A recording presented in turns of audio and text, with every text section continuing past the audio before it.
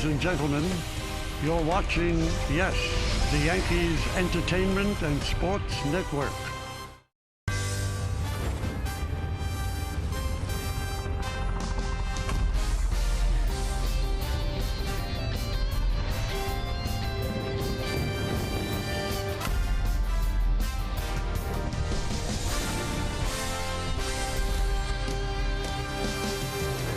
It is the beginning of a beautiful Labor Day weekend here in New York City and at Yankee Stadium.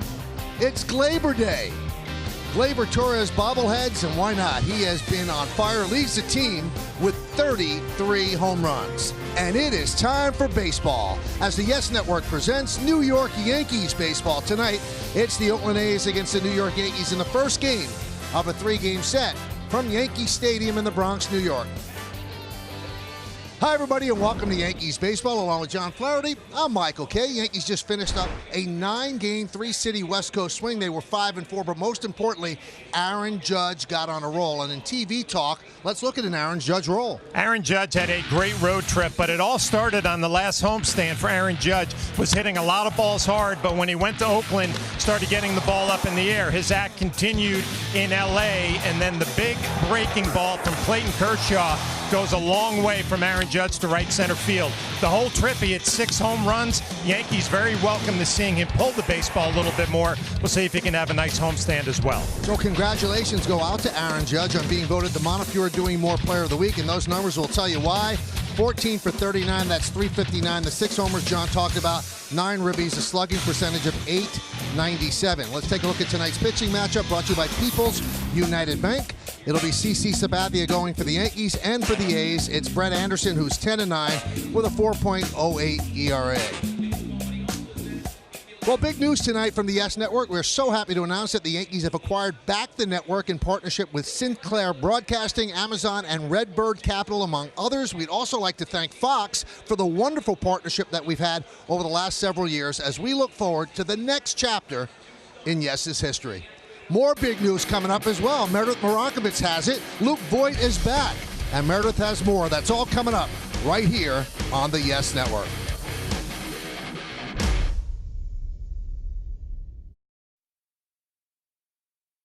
Welcome back to the Bronx. I'm Meredith Marakovits. Luke Voit is back in the lineup. He was activated off the injured list today. He is playing third, batting sixth. I spoke with him earlier about his return.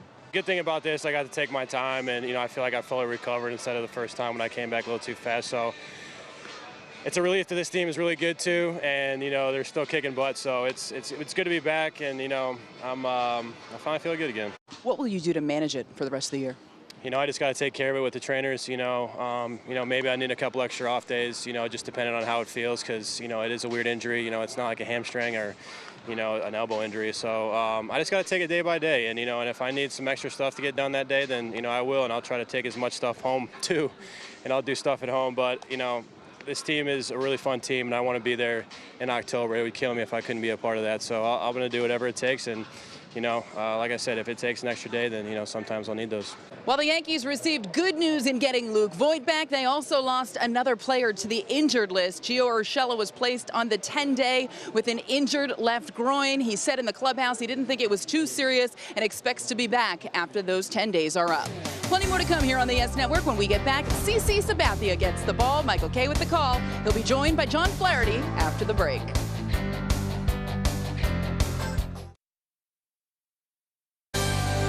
Yankees Baseball on Yes is brought to you in part by Kia. Hurry into Kia's summer clearance event going on now. Learn more at KiaDealers.com.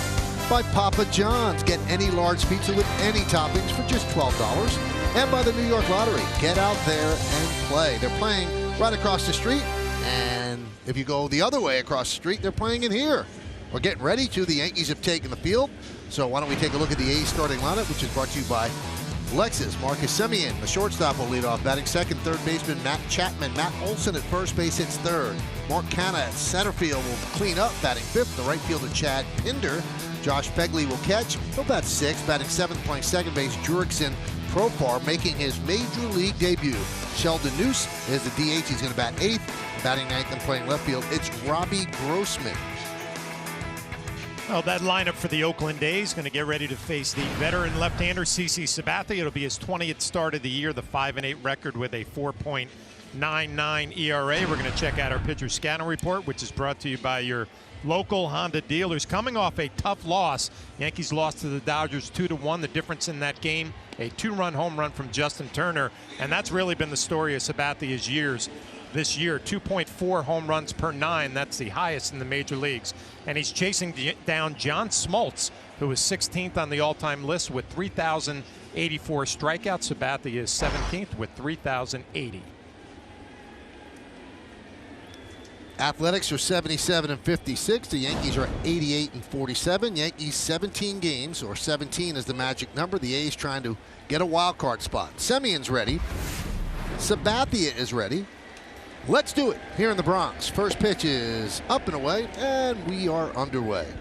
Jim Reynolds, the home plate umpire. Sean Barber at first. Stu Sherwater at second. Alan Porter is at third.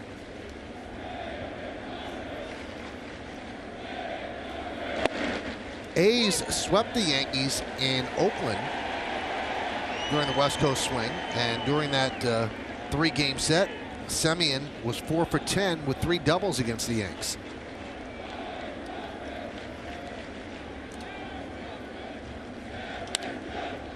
Fly ball right field. Judge, one away. Take a look at the Yankees defense presented by Geico. Topman's in left, Gardner's in center, Judge over and right. LeMahieu's at third, Gregorius at short, Torres at second, and Luke Voigt's back off the IL. Austin Romine behind the plate. Gary Sanchez DH today. Karsten Charles Sabathia is on the mound. Well, I mentioned Sabathia in that tough loss against the Dodgers. He only threw 4 innings in that game, but gave up the 2-run home run to Turner. Was the difference?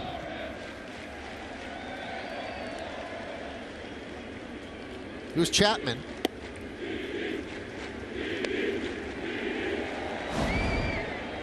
Chapman has struggled offensively. He's a great defender. 6 for 32 in his last 10 games. That's 188. 3 infielders on the left side for the Yanks.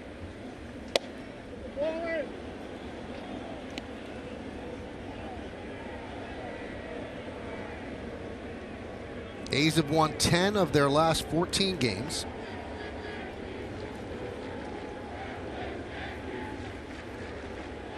And their season, John, has really been split into 2.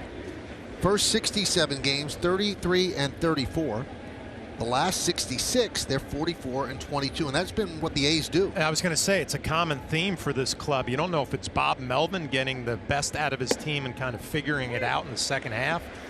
Billy Beane doing his thing, bringing in the right pieces. Whatever it is, they're a dangerous club coming down the stretch.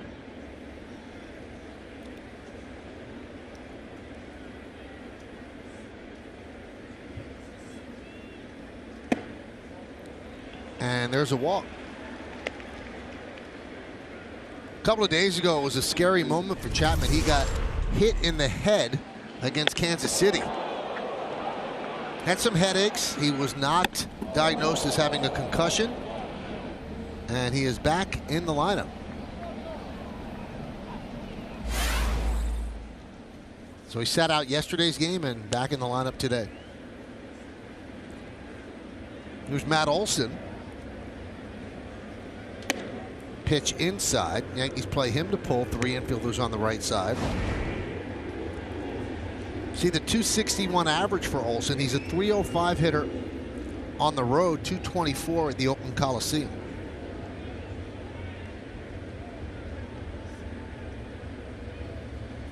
Outfield alignment a little unusual. Brett Gardner's deep in center, but Judge and Tauchman are somewhat shallow on the corners. Well, Olson, like a lot of these A's hitter, you get the ball up in the air. He's got 26 home runs, plenty of power. Going to be a test for Sabathia.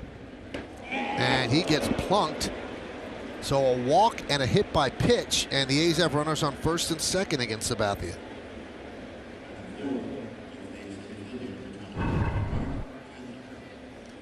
You see Sabathia trying to go inside with the 2-seamer, just gets underneath it and pushes it up and in. Austin Romine going through the signals with a runner at second base now, and not really the start Sabathia wanted. A guy who's been struggling a little bit lately, trying to get back on track.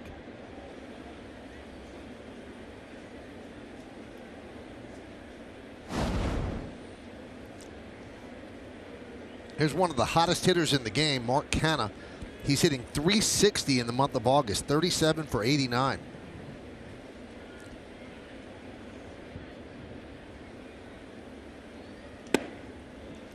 And a strike from Sabathia. Let's squeeze it down to the last 19, hitting the same .360. 6 homers and 15 ribbies. Manager Bob Melvin was talking about his versatility, taking over in center field and doing a nice job defensively as well.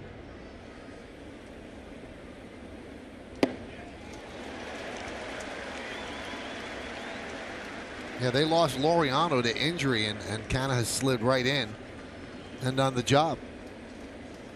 Oh, a good changeup right there from Sabathia, and we all know he loves his cut fastball, but that's been getting beat up a lot more this year than in years past.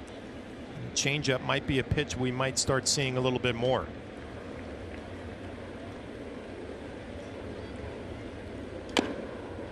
Tries to pull the outside pitch, fouls it away.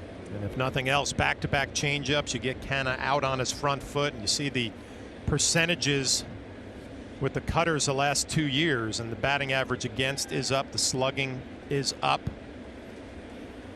He obviously still has to throw that pitch, but I think doing a better job right now, at least with Canha, and setting it up. A couple of change-ups away. We'll see if he tries to cut one in on his hands.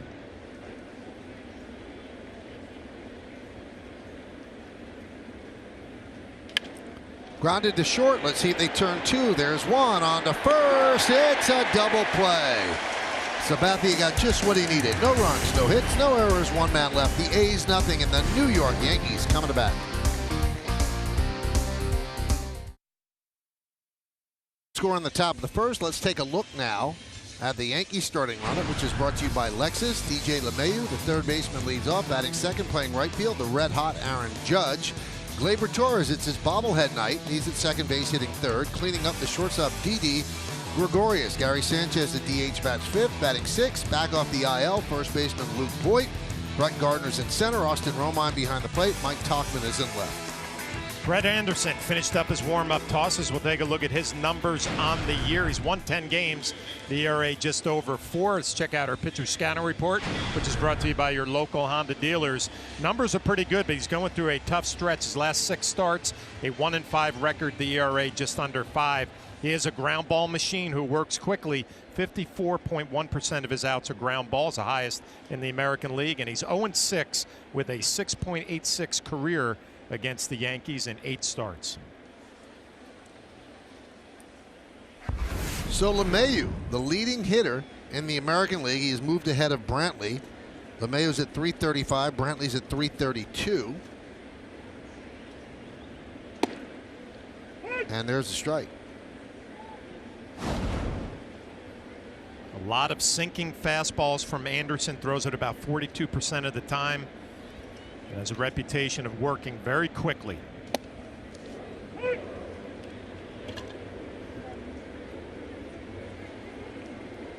"31 years old. The Yankees did not see him in the series in Oakland. And John detailed how much he struggled against the Yanks. Grounded to short.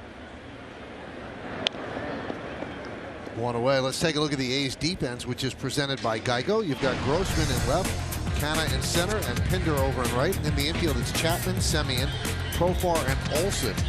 Chapman has saved 16 defensive runs this year. Begley behind the plate. Anderson's on the mound. I mentioned 16 defensive runs. Everybody considers Nolan Arenado the gold standard. He saved 9. Wow.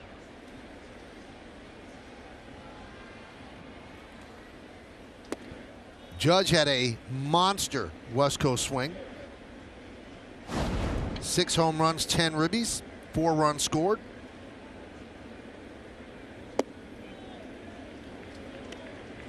And John, you mentioned it in the open.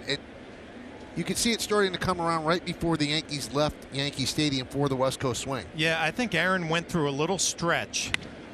Base hit. Where he was hitting the ball hard, but not getting the ball up in the air and hitting home runs. And then it looked like he was trying to create some lift in his swing and got in some trouble. But this is what he did over his last homestand. A lot of hard line drives, hard ground balls. And I think, Michael, it's just natural for a hitter. You start hitting the ball hard, and then eventually you start hitting the ball up in the air, and the home runs start coming. That was 115 miles an hour off the bat. So Judge on first, and that'll bring up Gleyber Torres.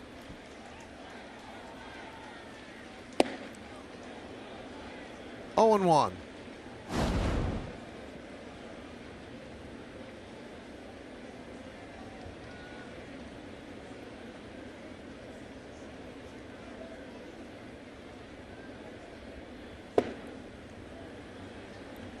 Before the game, fans got a Gleyber Torres bobblehead.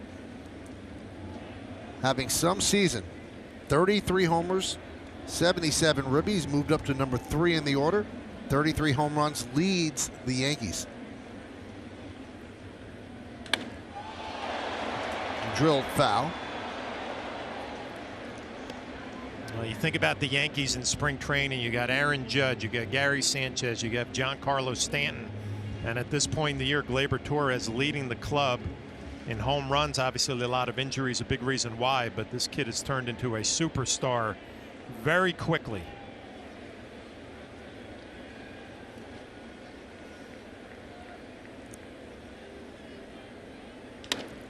Grounded to short. There's one.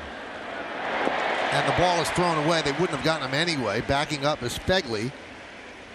So no harm, no foul. It's a 6-4 force at second, and reaching is Torres on the fielder's choice. Semien has gotten so much praise for how much better he has gotten defensively. Kind of got caught in between there. The throw to second was a little late. Profar way off the mark as Aaron Judge was bearing down on him.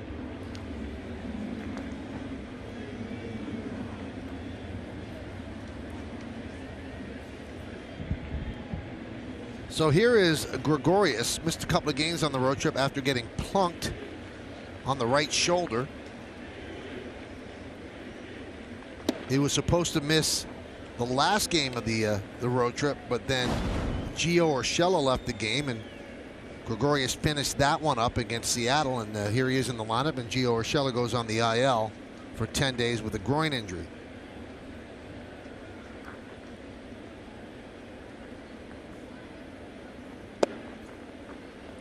One and one.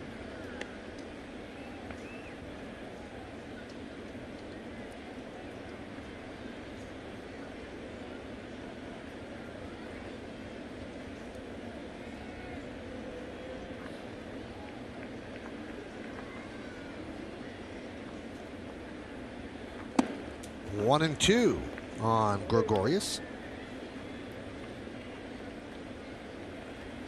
Now, Aaron Boone has spoken about this. Gregorius has done well since coming off the IL, but we haven't seen that streak where he really can carry a team. Everything he hits drives in a run, seems to go into the seats. We haven't yet seen that from Didi, and he expects to see it.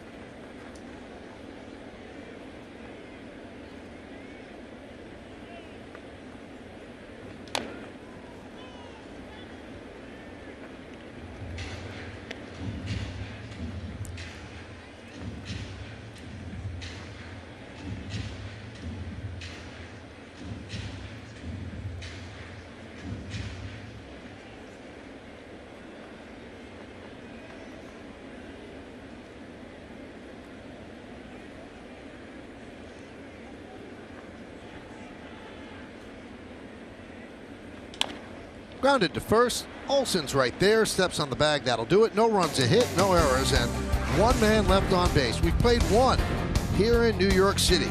0-0. Yankees and the A's on Yes.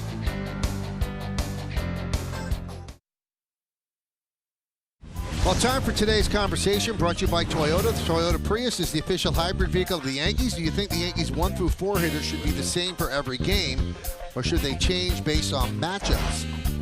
Yankees in 2020 says, I think the top 3 should remain LeMahieu, Judge, Torres through October. The 4th could be a number of different guys depending on who's hot, healthy, or in a favorable matchup. Follow Yes Network and tweet us your responses using hashtag Yankees Prius Prime to keep the conversation going. Well, this lineup changes a lot. Yeah, I think the days of having a set lineup, and I know that question was specifically the first 4, but I think those days are over. Players probably, back in my day, they wanted to know where they were hitting. I think players today just figure it out day by day, and I'll be fine. And they move people around according to if they're hot, because before the West Coast swing, you had Gleyber Torres batting 8th. 7th, and they've moved him up in the lineup. Nice run by Gardner, and he makes the play in front of the Oak scoreboard for the first out. He covers a lot of ground out there. He's done a great job filling in for Hicks. Now, Brett Gardner got a great jump on this, and you're right, covered a ton of ground going to right center as Pinder drives this ball. But I love the communication where Gardner's calling for it. Judge peels off right in front of him. Gives him some space to make a nice run and catch. Well, when you see the shot from behind home plate from where we're sitting, John, he started almost in dead center field and made the catch by the Pepsi sign near the auxiliary scoreboard. That's a lot of real estate. Fegley takes low. Look, there are so many things to like about that play. How much ground he covered, the jump that he got, but the communication and a veteran outfielder taking charge in center field, and Judge realizing he's going to peel off in front and give Brett Gardner some space. That is just textbook all the way around.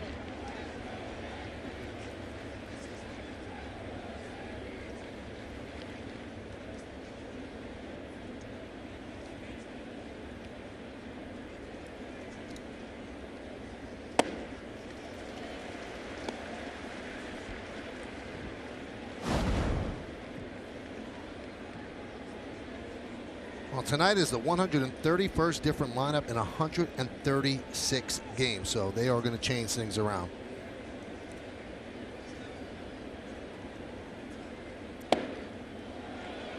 Now, we mentioned this at the start, John, and I just, you know, we get more people viewing it as the game goes on. We want to acknowledge that yesterday, the Yankees, along with their great partners, Sinclair Broadcasting, Amazon, Blackstone Tactical, Redbird Capital, and Mubadala Capital, reacquired the Yes Network from the Walt Disney Company.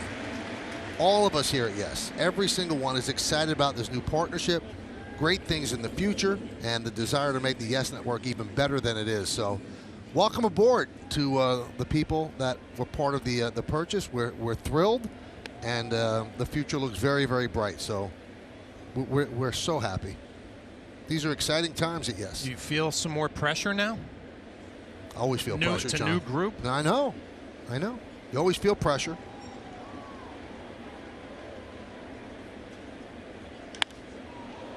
Deep to left field. If that's fair, it's gone. That ball is gone. A home run. Jurickson Profar with a home run, a solo shot, and it's 1-0 A's.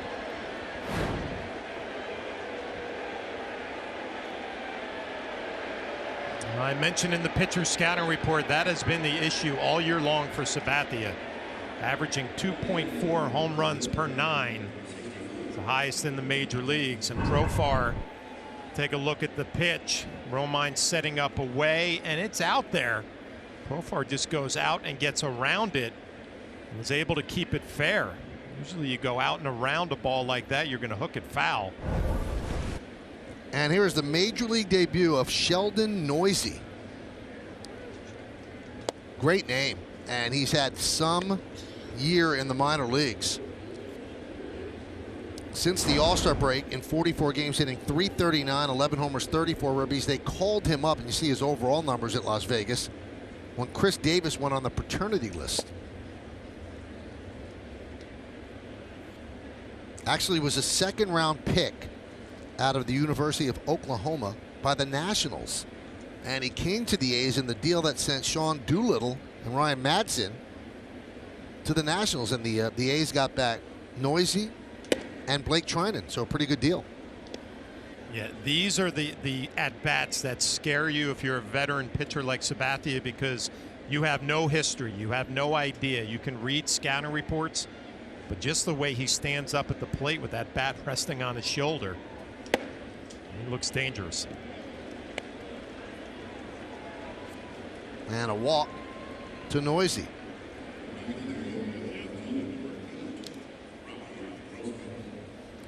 So the home run off the bat of Profar is not unusual. That's been a problem for Sabathia this year. 2.40 home runs allowed per 9 innings, and that's the highest of any pitcher in Major League Baseball with a minimum of 90 innings pitched. So the Major League average for a pitcher is 1.41 home runs per 9 innings.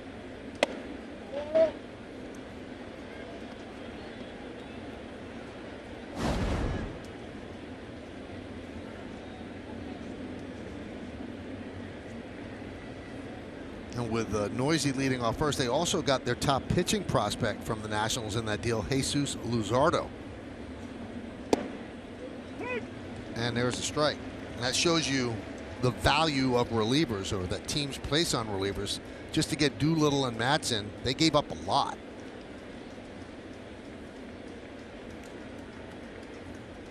And they missed those guys. The bullpen for the Oakland A's, not one of their strengths. Right up the middle, fielded by Torres, steps on the bag. They retire Grossman. They get the force on Noisy, but the A's get the lead on the Profar home run. It's 1-0 Oakland.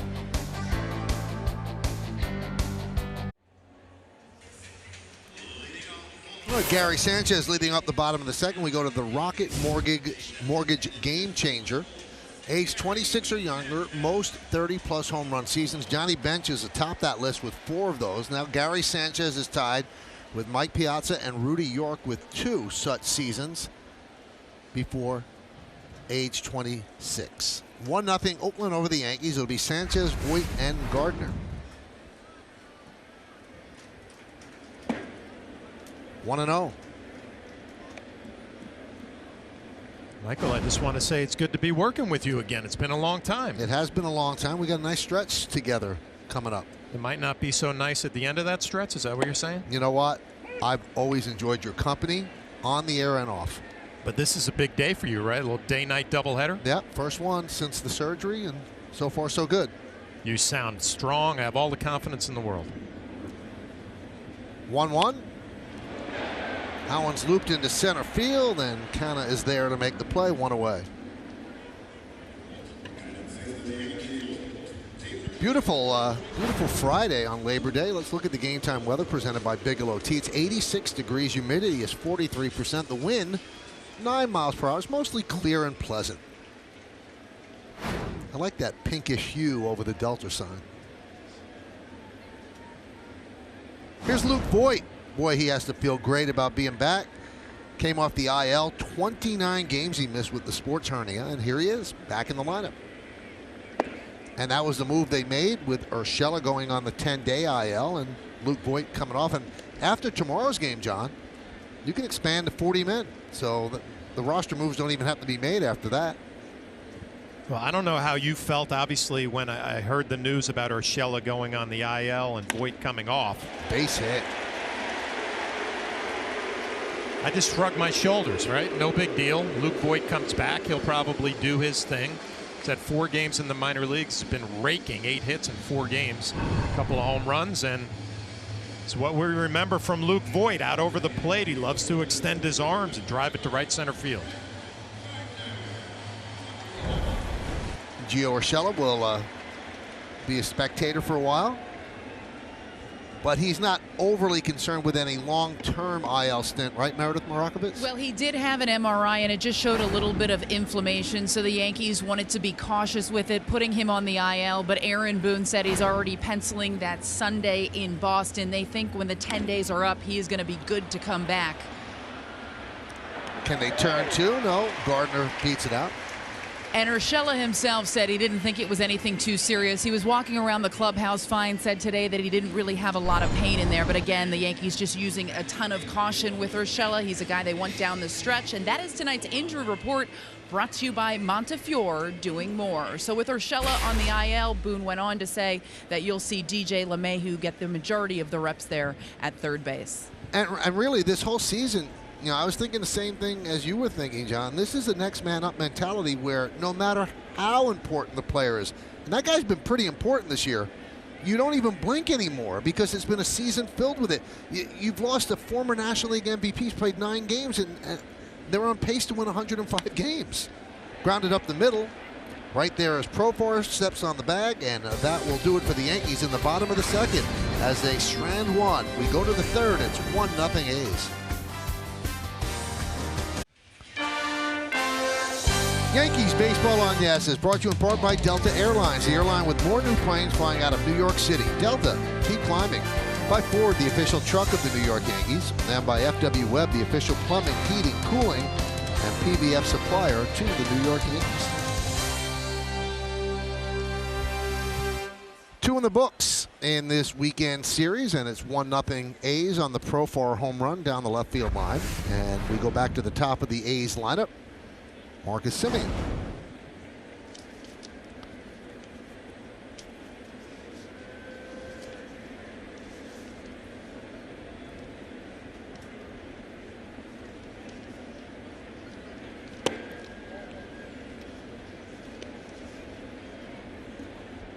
The Oakland A's aren't a team that we get to see very often, and obviously playing on the West Coast, but all of a sudden you see Semien with 24 home runs, 72 RBIs.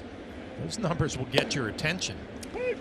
And in an era where everybody gets days off, he's one of 4 players in the league to appear in each of his team's games.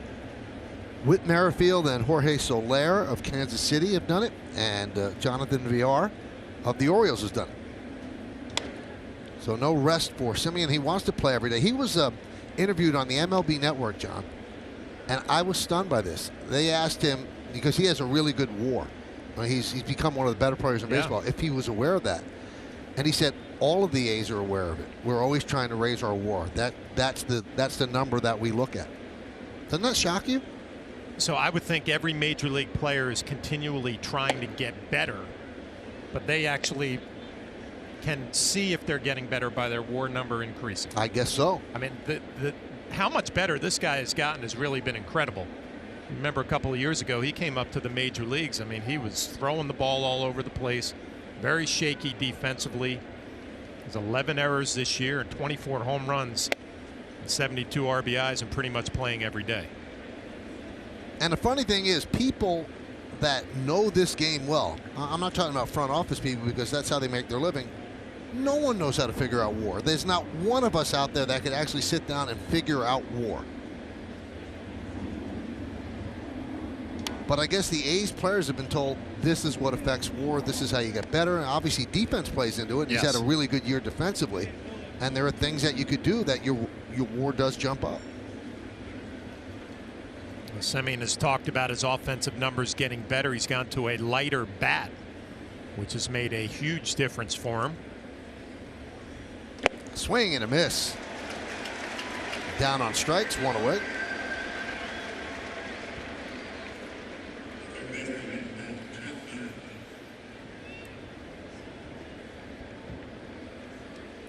And I think everybody realizes, John, that in this day and age, that's how teams value players. And according to, which way you're going to lean, each WAR point is worth $7 to $10 million.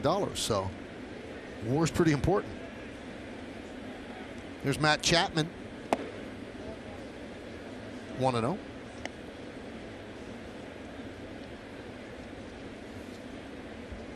I would have to assume this guy's WAR number is probably inflated.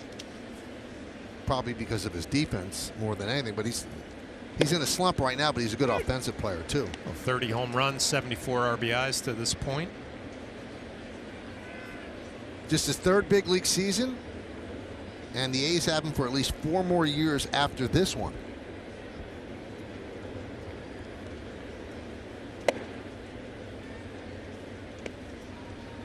former first-round draft pick in 2014 out of Cal State Fullerton. Made his first All-Star team this year. Last year he won a Gold Glove and the Platinum Glove, which goes to the league's best defender at any position.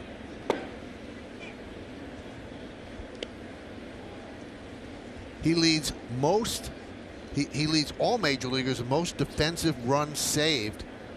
Since 2017, he's tied with Mookie Betts.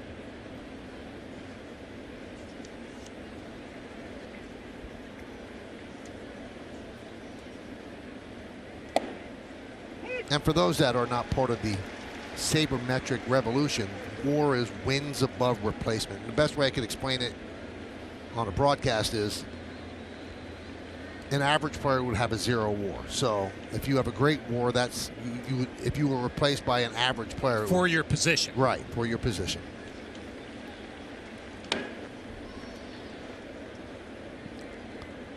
Chapman battling Sabathia is still 3-2. The average player, according to our information guy James, is about a 2 WAR. Mike Trout has, I think, an 8.2 WAR. And will finish the year at about a 10, which would be, I think, the third time he's done in his career. 3-2. Swing and a miss. Chapman down on strikes. Well, back-to-back strikeouts for Sabathia. Backdoor slider, maybe a cutter. We're seeing in this game early on a lot more pitches away, change-ups away, backdoor slider, cutter, showing the ball in off the plate and making a living away. Here's Matt Olson. And a strike. So with that pitch, now they move LeMahieu over to the right side and Didi over to shortstop. So they flip-flop based on that one strike. 1-1. Well, the Yankees are so fortunate to have a guy like LeMahieu who can just slide over to third base, pretty much play there every day for, what, the next 10 days or so. And obviously Urshela is such an elite defender. You're not losing anything with LeMahieu.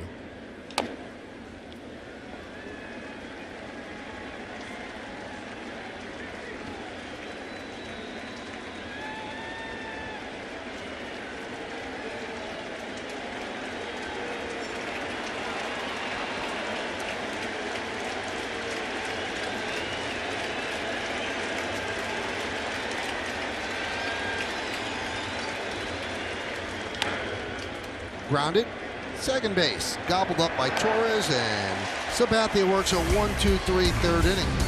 2.5 in the books. It's 1-0 Oakland here on Yes. And this Labor Day weekend at Yankee Stadium, help the Yankees celebrate the Hall of Fame career of Mike Mussina on Sunday, September 1st. There'll be a special pregame ceremony honoring Moose, and the first 18,000 guests in attendance will receive a Mike Mussina t-shirt courtesy of Goldenberg's Peanut Chews. For tickets, log on to Yankees.com or visit the Yankee Stadium ticket window. That's going to be a nice t-shirt for you to pick up. Your good buddy. Absolutely, yep. Can't wait. Pitch to Talkman is low, 1-0. They honored Mariano Rivera, who went in on the same class as Mussina. Luis Cessa getting ready.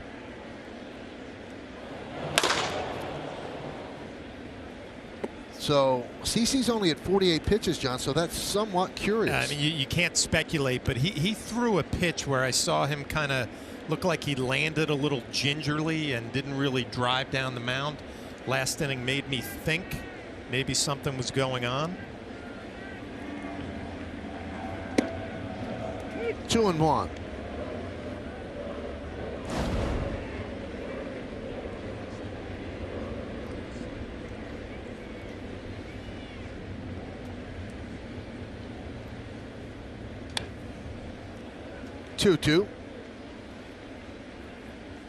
Well, I mentioned that Anderson really works quickly. Averages 21.6 seconds between pitches, which is the 4th fewest among major league qualifiers. On the flip side of that, Yu Darvish averages about 29.3 seconds, takes a long time in between pitches. Grounded to short, charging is Semien. And a scoop by Olsen as they just get Tauchman. We're just talking about Semien and how much improvement he has made in his all-around game, but especially defensively. Comes around it, and the strong throw on the run, and a nice play by Olsen to pick this out of the dirt. Just got him. Good play all the way around.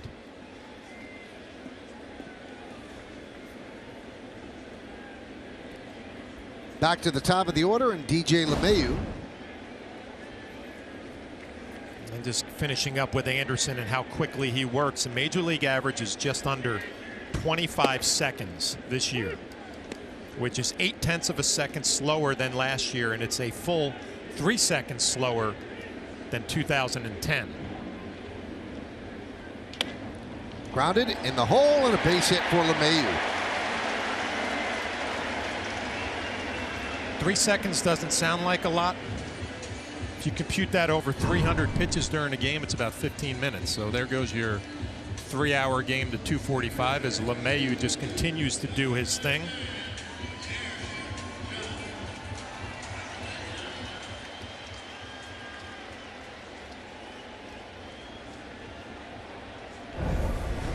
Here's Aaron Judge.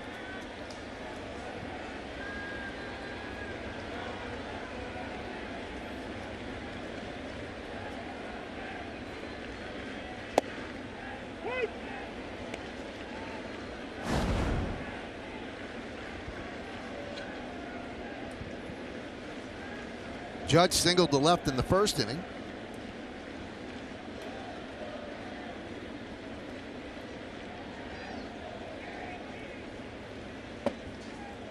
One and one.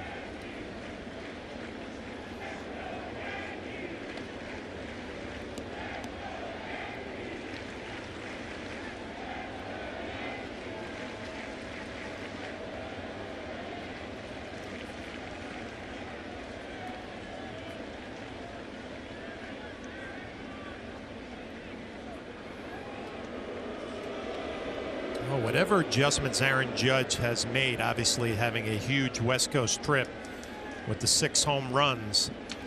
Watch him get into the box and put that bat on his right shoulder. Hands are in a good place, and then he just gently lifts it up. Base hit, right field. He's 2 for 2.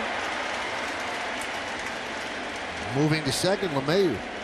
And his hands just look in such a better spot right now as he gets a ball out over the plate. Anderson throws a lot of sinkers, so you want to stay middle of the field the other way with him. That's exactly what Aaron Judge does.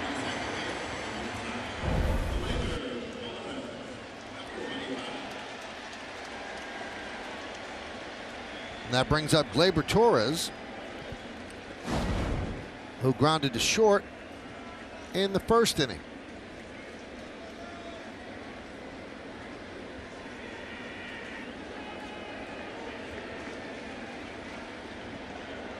Really big crowd here at the stadium on this Friday evening of Labor Day weekend. There's a strike.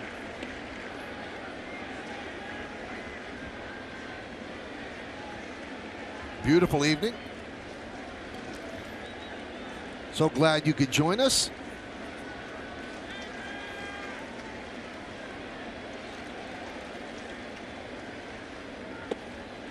Makes him skip rope there and checks his swing. Count 1-1. With runners in scoring position this season, Torres hitting .351.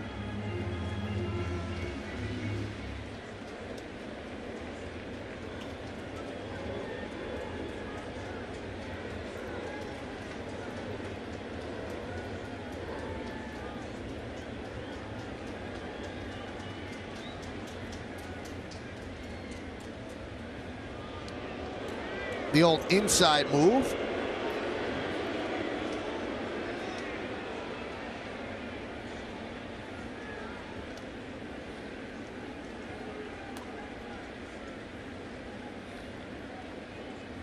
LeMahieu off second, Judge off first. Yankees down 1-0. Missed outside, 2-1. The 33 home runs are tied for third most by a middle infielder in Yankee history. Soriano leads with 39.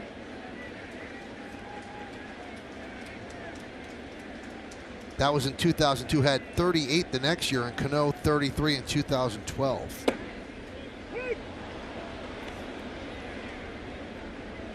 Two and two. Now the 13 home runs in August, second most by a Yankee age 22 or younger in a single month. Right behind Joe DiMaggio is 15 in 1937, July.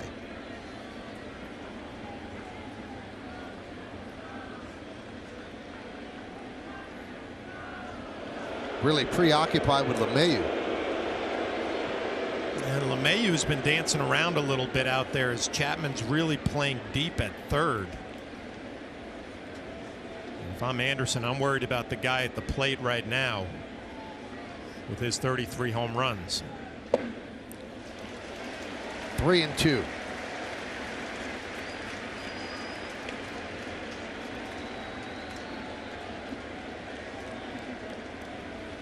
Anderson's uniform top is already soaked with perspiration.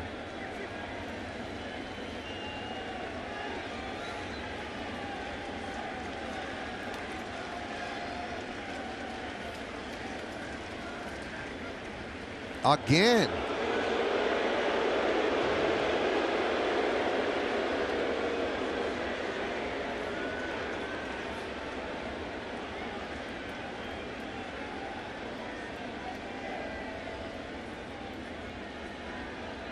Runner goes.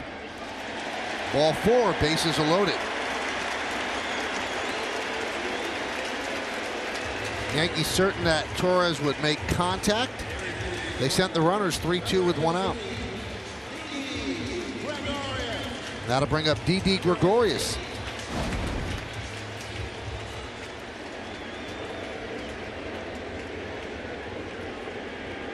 In his career with the bases loaded, Didi a .338 hitter. He has 5 grand slams, 75 ribbies.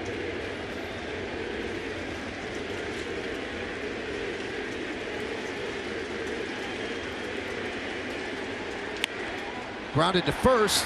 They get one. They do not get two. As LeMahieu comes home with the tying run, and Judge moves to third. So an RBI for Gregorius. Well, nice play by Olson going to his right and getting rid of it in good shape. Semien with the strong throw across the diamond. Didi's just going to be able to beat it out. About a half a step. Anderson trying to buy that call, but Barber wanted no part of it.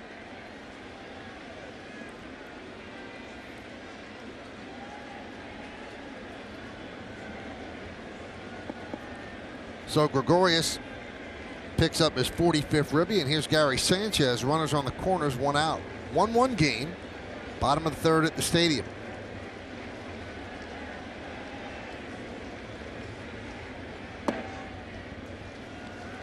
One and 0. Let's see if Brett Anderson can get out of this third inning with only that one run. I mentioned his numbers against the Yankees. 0-6 with an ERA of 6.86 in 8 games started against the Yankees. So he knows he's not had any success. 1-1.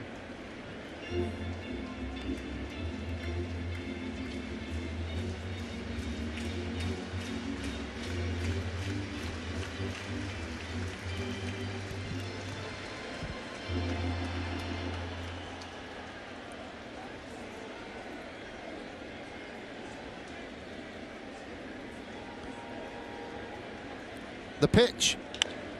Grounded to third, backing up Chapman. He grabs and fires. Nice switch of the feet by Olson to end the inning. But the Yankees tie the score, 1 run on 2 hits with 2 men left. We'll go to the 4th.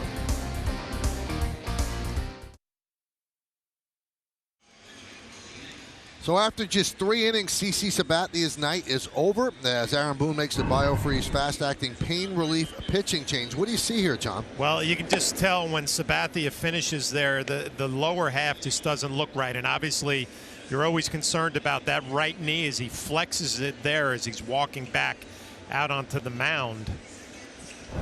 Don't want to speculate, but with all the knee problems he has had, didn't look real comfortable as Sessa takes over. You know, we know that CC over the last couple of years has been pitching in a lot of pain, but when he said that on a scale of 1 to 10, with 10 being the worst pain, that he's always dealing with an 8. Wow. So for him to come out of a game, that number must have jumped up just a bit, and we hope everything's okay. Again, not speculating, but his pitch count was nowhere near, and he wasn't ineffective, that you would take him out of the game. So it has to be something. Audi scoreboard, 4th inning, it's 1-1. So Luis Sessa takes over.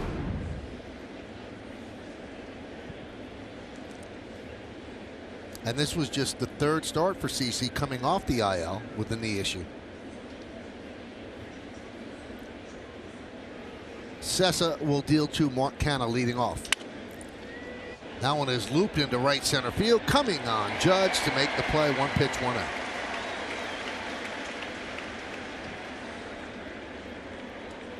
You know, Stevie Donahue, the trainer, breaking it down for Larry Rothschild and Aaron Boone. I cannot imagine, when you were talking about the knee pain being an 8 out of 10 that he deals with.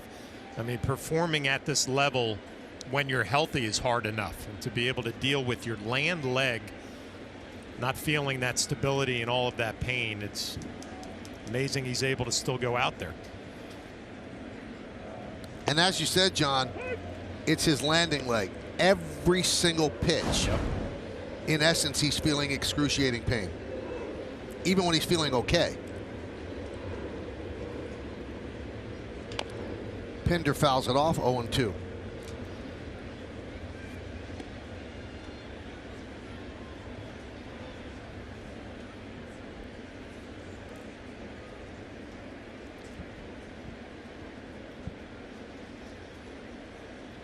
We're in the 4th inning, 1-1 game.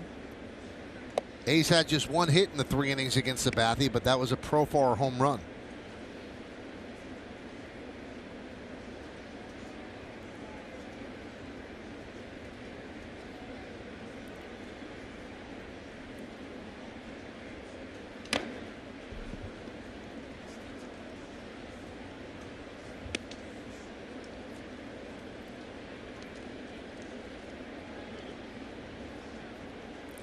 Since 2014, CC's had 6 trips to the IL because of that situation with the knee.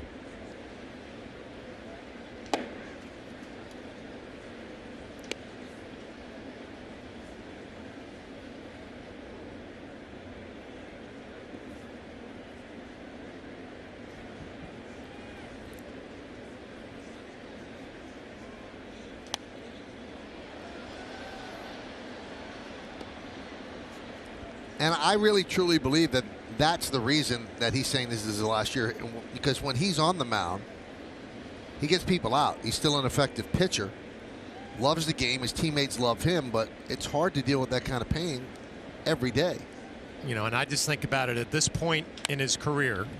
Grounded up the middle, and it's going to be a base hit for Pinder, as neither Gregorius or Torres could come up with it. Where Sabathia is a pitcher who relies on a cutter and relies so much on location, I can't imagine coming down the mound and mentally, you know, here comes the pain. Yeah. So you're not thinking about executing game plan. You're thinking about how much is this going to hurt when I land on my right knee. I remember way back in '95, Mattingly could still play. He was not the Mattingly that won an MVP award, but he could still play, and you saw that in the playoffs when he hit over 400. But it was just too painful and too time-consuming to get ready to play every single day, and it just took the joy out of it. Andrew Luck. Yes, you're right.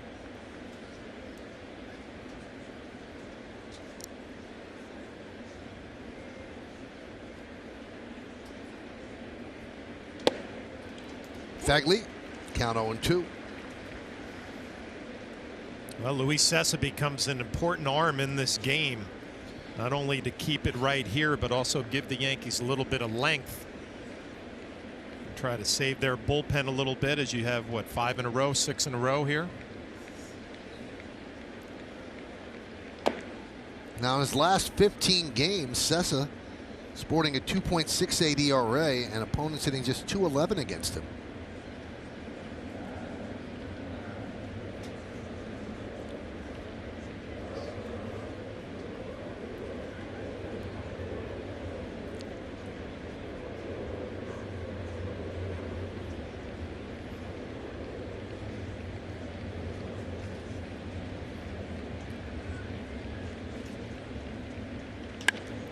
Driven into right field, going back is Judge, makes the play over his shoulder as Pinder heads back to first.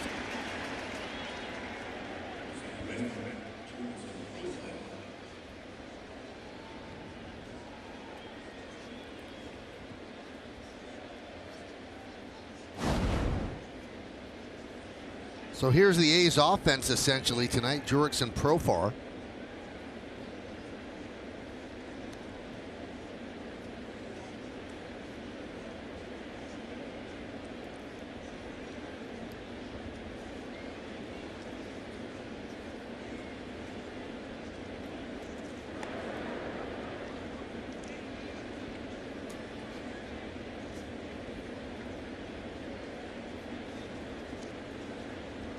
Profar has struggled this season and lost part of the second base job to Corbin Joseph. Now Bob Melvin said he's still going to get some at bats. He started today.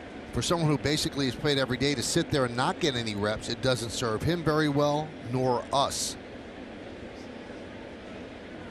And this was a former #1 prospect in all of baseball by Baseball America in 2013. Served into left field. Tauchman's there. He'll put it away, and that'll do it here in the fourth. No runs, a hit, no errors, and 1 man left. Bottom of the fourth coming up. Well, Yankees baseball is always live with MLB at Bat. Follow the action with game tracking and video highlights, along with up-to-the-moment stats, standings, breaking news, and more. Download MLB at Bat today. It's your #1 app for Yankees baseball. Luke Voit leads off and hits a bullet through the left side for a base hit. He's 2 for 2 in his first game off the IL.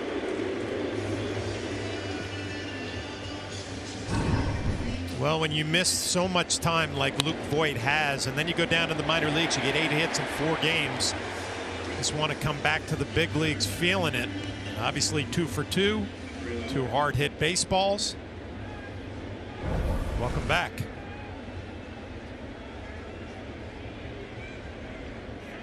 Audi scoreboard 1-1.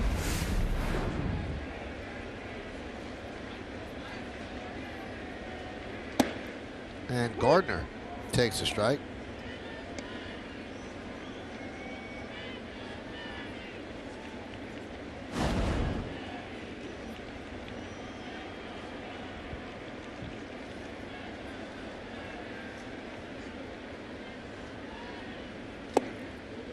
One and one.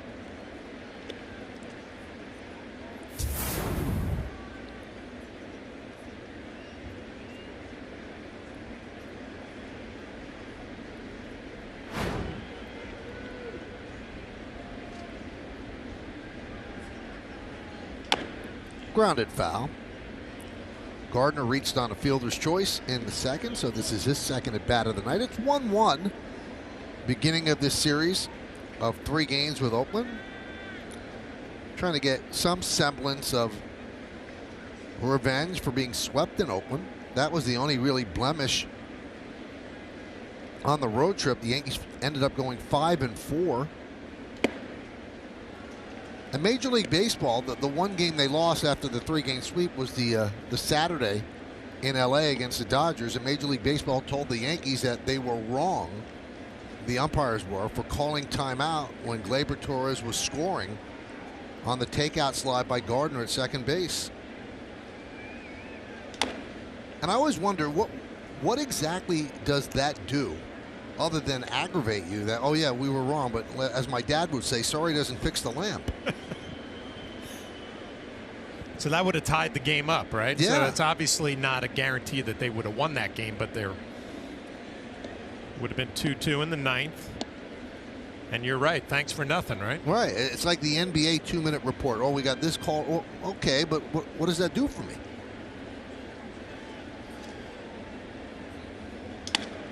Line drive up, base hit to right center field. Boyd's going to stop at second as Pinder gets it in.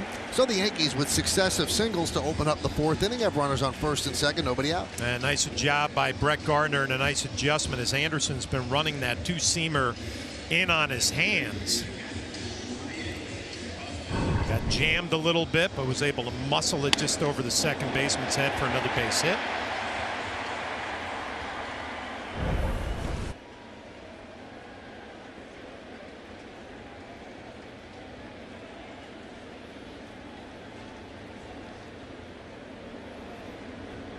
So here's Romine. Olsen is in on the grass at first, guarding against a possible sacrifice.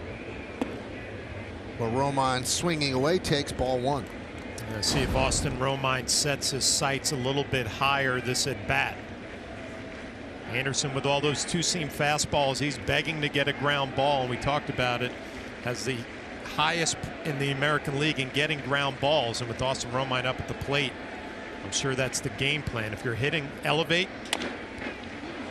There's a ground ball to short. There's one. On to first. It's a double play. And Gardner took out Profar cleanly, and Profar still was able to get the ball to first base for the double play. Well, this is how Anderson makes a living, getting ground balls. Semien comes in, gets it to Profar, and you're right, a hard slide but legal. And that big stretch by Olsen, the difference in this play.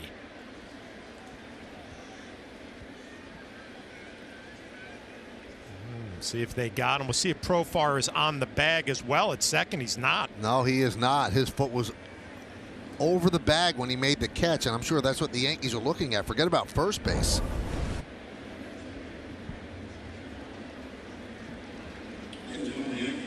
And they are going to appeal the play at second. That's why the second base umpire is coming over. It's not the play at first, it's the play at second.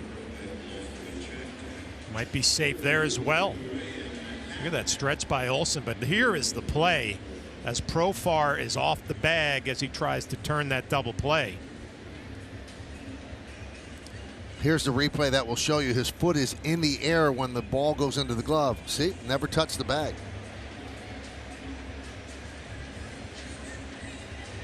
Now let's see at first base.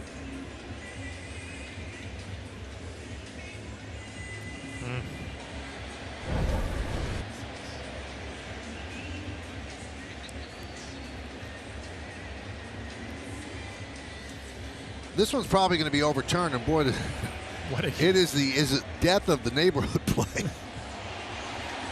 Be a huge call here, though. I mean, obviously you go from a 6-4-3 double play, takes a lot of momentum out of the inning, to possibility of a bases loaded situation, nobody out.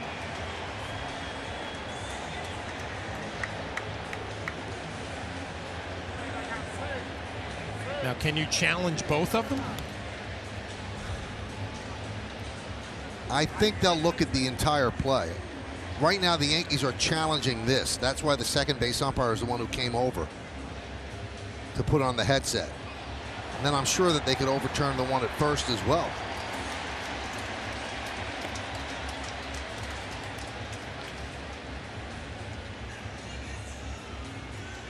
When we joke about the neighborhood play, there were plays in the past where a second baseman or shortstop, they weren't even close to the bag and just pumped out automatically. But with replay, you can't have the neighborhood play because it shows you how wrong the call is.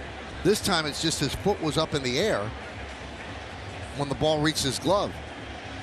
I think a lot of that had to do with Gardner bearing down. He didn't want that foot planted. Yeah, I was just thinking, Brett Gardner has kind of perfected the legal aggressive slide into second base, right? Yep, that's what he did in LA. Yep. And it knocked Muncy down. So he is safe at both. So the bases are loaded Nobody out. They overturn both calls, and here comes Bob Melvin.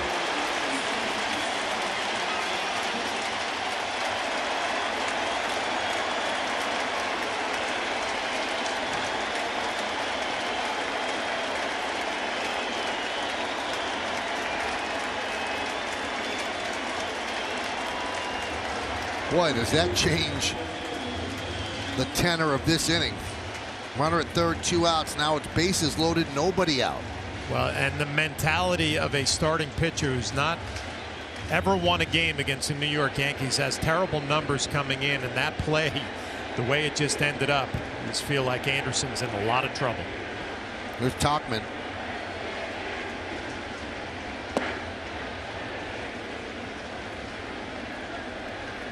Now, what does that mean? Averages in the inning. After a runner at third and 2 outs, you average 0.39 runs scored in baseball. Bases loaded, nobody out, you average 2.37 runs per inning. Anderson from the full windup. 1-1.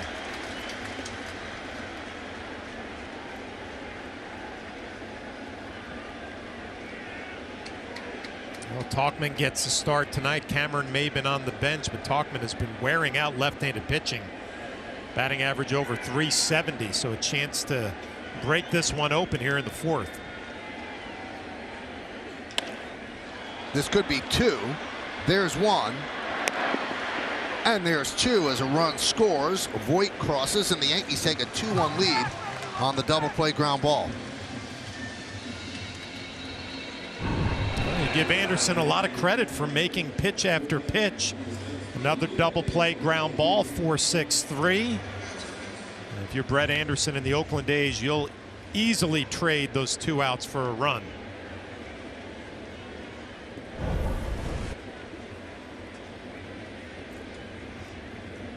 So now a runner at third with 2 outs, and back to the top of the order in DJ LeMahieu. He is 1 for 2 with a run scored.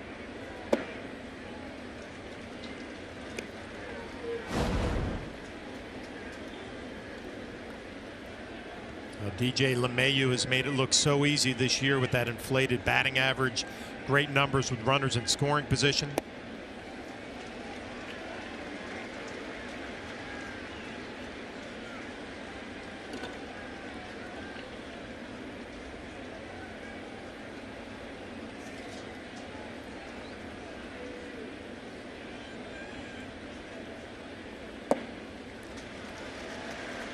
Let's take a look at the league leaders presented by your local Tri-State Volkswagen dealers.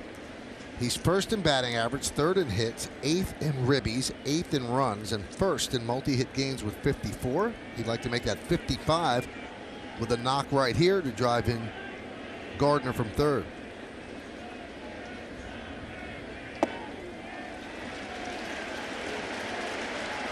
And he walks. And that passes the baton to Judge, who's 2 for 2.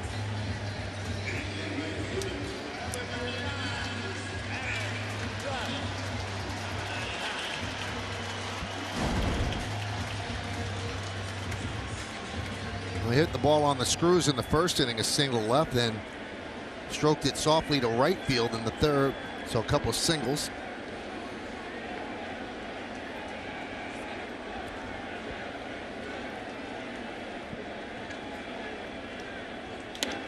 Grounded sharply and grabbed by Simeon. He flips the second, and that will do it. But the Yankees get a run on 2 hits, and they leave 2. It's 2-1 Yanks. Thank you, Bob. Best records in the majors. That's what's really on the line for the final month of the season. Yankees just a smidge ahead of the Dodgers, and the Astros right there as well. And that ensures home field advantage right through the World Series. Here's Nyy. He made his major league debut and walked in the second inning.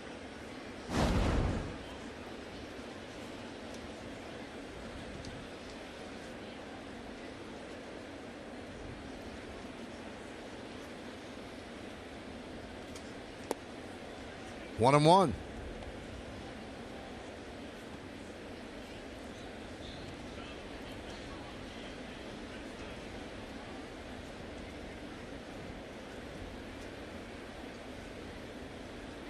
And the pitch. Line sharply. Oh, what a play by Torres. One away.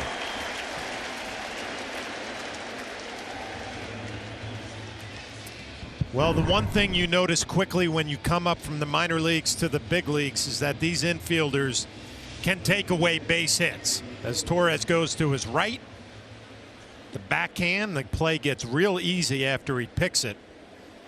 Actually turns away from it, comes up with it clean. 105 miles an hour off the bat, and Torres robs another base hit.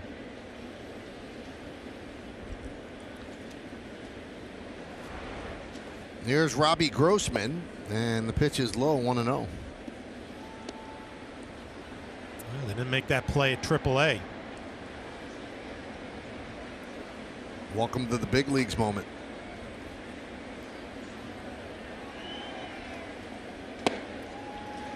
One and one.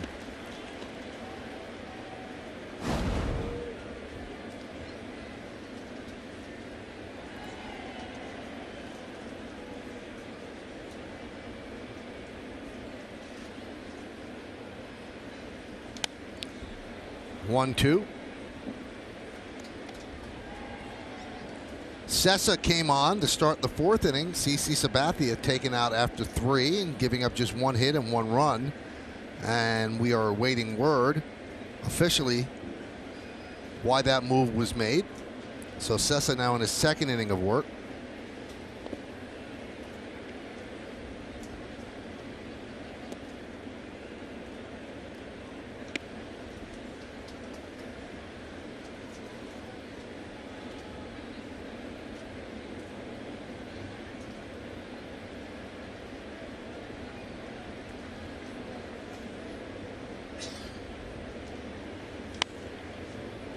Right at the end of the bat, squibs it foul. Well, the Oakland A's readily admit that these 3 games will be a good test for them. You mentioned they swept the Yankees last week. And you worked that series, but I was told everything went the right way for the A's. They played flawless baseball for 3 days, picked up a sweep. It'll be a good test for them here this weekend. And the Yankees look very sluggish in that series. That's the wild card standings right now, as the A's have moved ahead of the Rays, and the Red Sox, the world champions, are not going away, just 5.5 games off the pace. Tapped left side, charging is Gregorius. Not in time as Grossman picks up a hit. Yeah, I think Didi's disappointed that he didn't come in and completely charge this play and then throw on the run. He kind of breaks it down, doesn't field it 100% cleanly, and throw off the mark a little bit. But I think Didi, if he had to do it all over again, would completely charge it and throw on the run.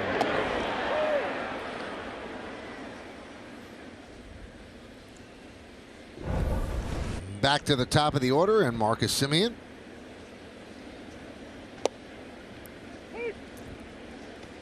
Oh and 1. Semien is 0 for 2 with a fly ball right and a strikeout. Both of those at bats were against Sabathia.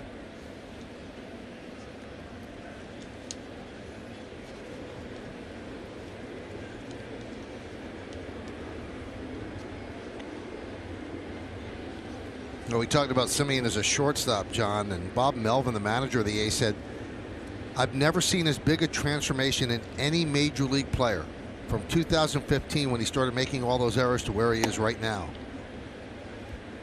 And a lot of credit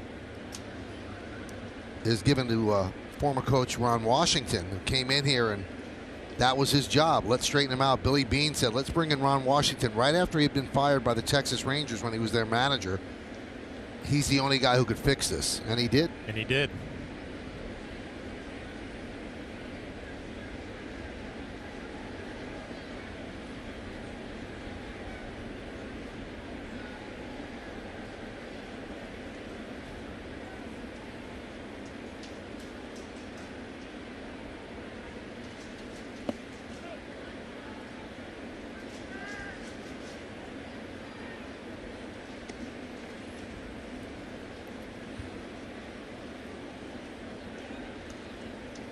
Well, the A's do not run a lot on the bases, but Grossman does have 8 stolen bases. And thrown out 4 times.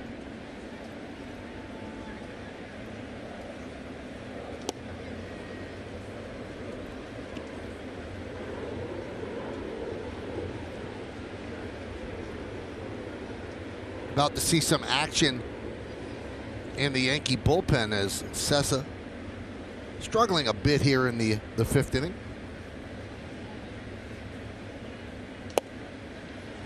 Drops a strike on the outside corner, 3-2. Tommy Kahnle will begin to throw.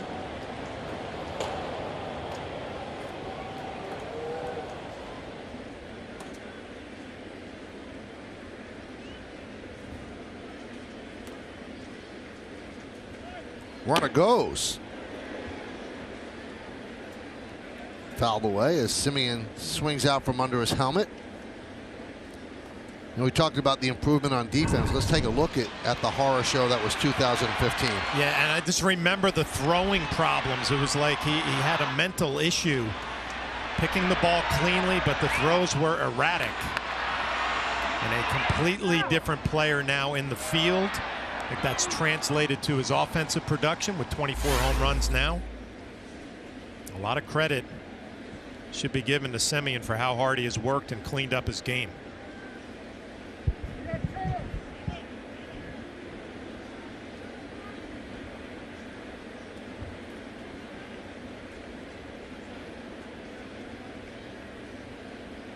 Runner goes.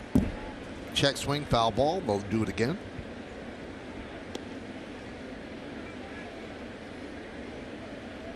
Luis Cessa not giving in, back-to-back-to-back sliders on a 3-2 count.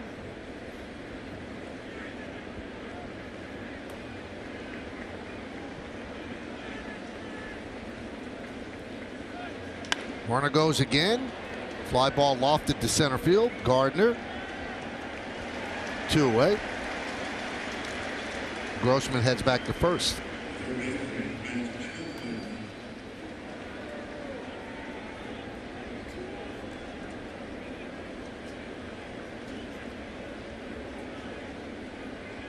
And here comes Larry Rothschild.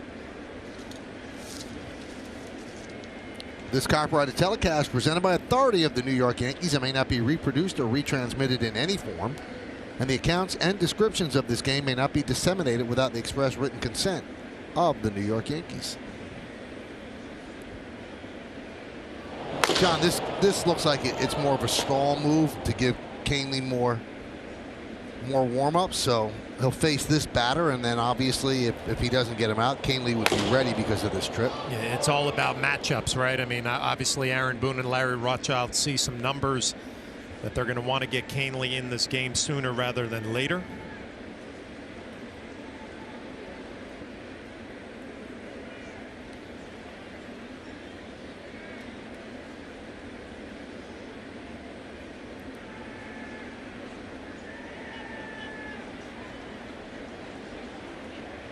So Chapman walked in the first against Sabathia, then struck out in the third. His first at bat against Cessa. 1-0. 3 infielders on the left side for the righty swinging Chapman.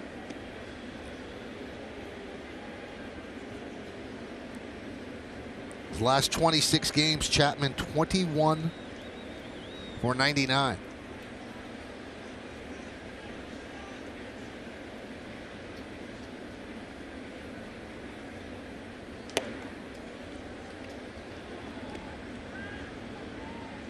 Missed outside, 2-0.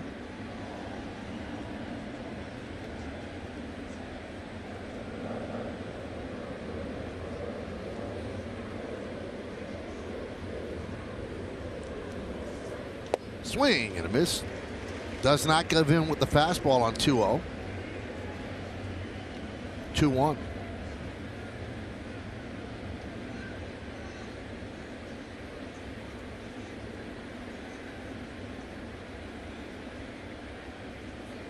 Grossman leads off first, held there by Voit. The whole right side of the infield wide open.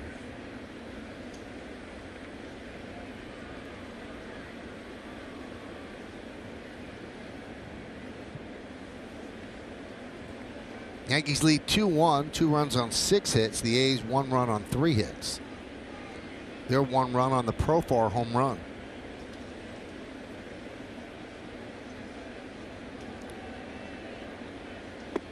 Two and 2.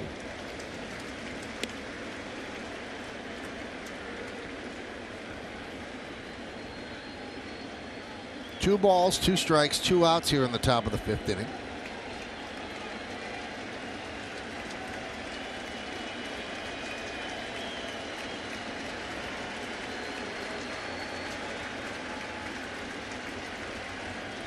Runner goes, swing and a miss. Chapman down on strikes. No runs, a hit, no errors, 1 man left on base. The end of 4 1/2, halfway through, it's 2-1 Yanks.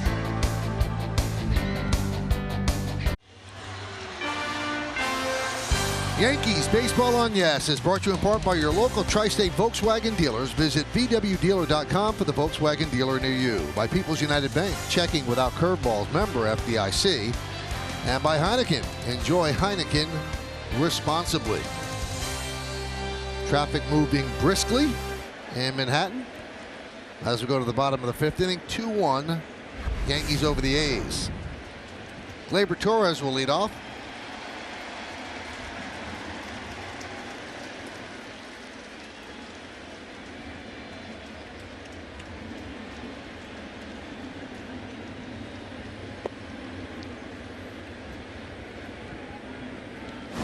One and 0.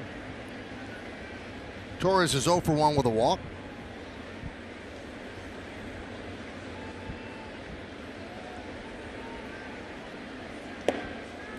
Two and 0.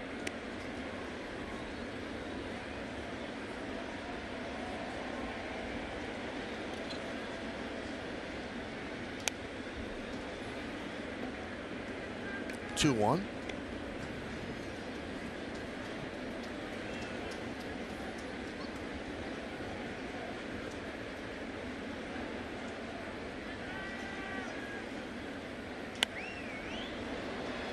Two and 2.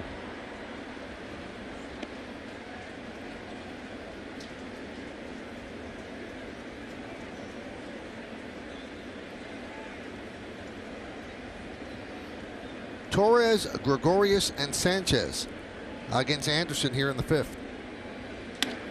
High fly ball, deep left field. Grossman back. He's on the track. He leaps, and he makes the play. Not sure if he took a home run away from Torres, but certainly took an extra base hit. Well, Gleyber gave it a ride, but it didn't have that sound. I think it jammed him just a little bit. And you're right before, probably would have hit the top of the wall.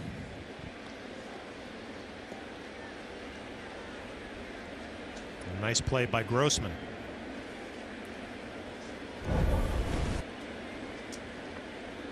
Here's Gregorius.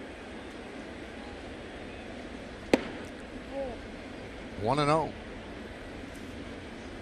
Yeah, that's one of those swings that you don't get that good click and it doesn't feel right off your bat, and you're hoping for maybe a little bit of help, a little breeze.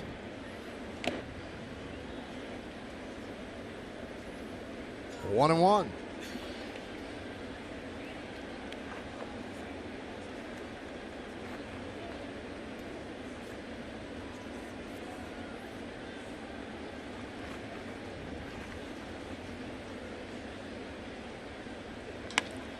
High fly ball, fairly deep center, backing up Canna, and he'll make the play for the 2nd out.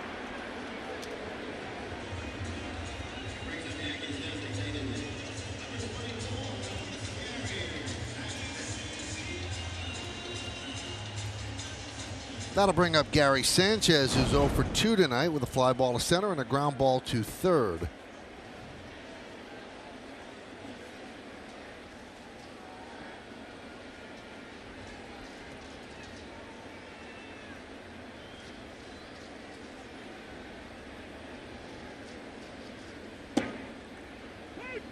There's a strike. Well, Jim Reynolds, a home plate umpire, looks like he's a pitcher's umpire tonight, giving some balls down, maybe off the plate a little bit. Sanchez didn't look real pleased with that call.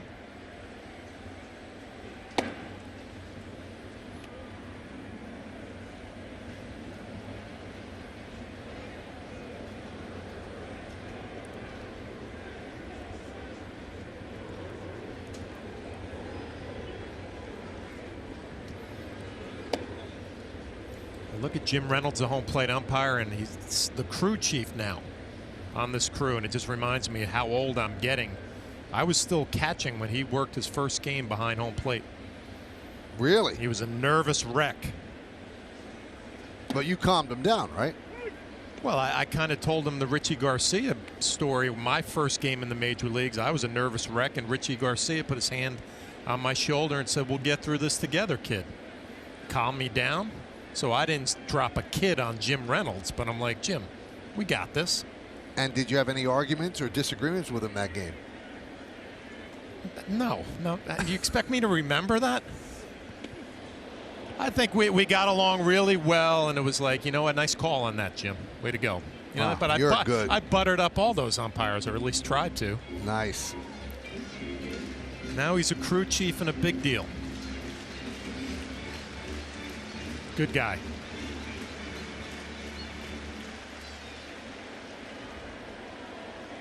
Did you mind if an umpire touched your bat? Not at all. Really? It would drive me nuts. And they would ask a lot of times, hey, let me know if this bothers you.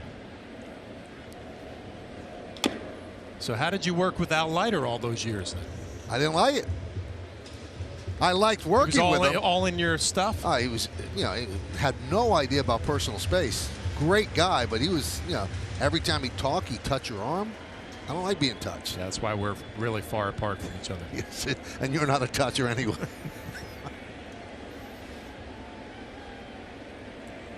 Three-two, swing and a miss. Sanchez down on strikes. Anderson works a 1-2-3. Fifth inning. We're going to the sixth in the Bronx. It's 2-1 Yankees.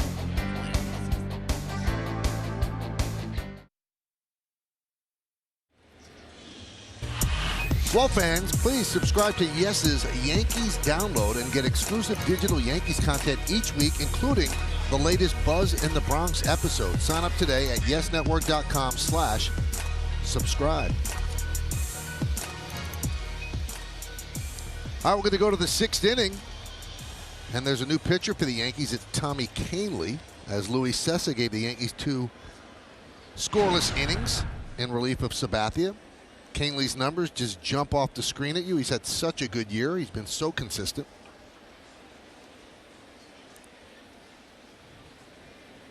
Yankees lead this one 2-1. Matt Olson will lead off. There's a strike. Matt Olson is a pull hitter. This is his spray chart on StatCast AI, powered by AWS. This is the last 100 ground balls. And you can see the majority of his hits go to the right side. 1-1.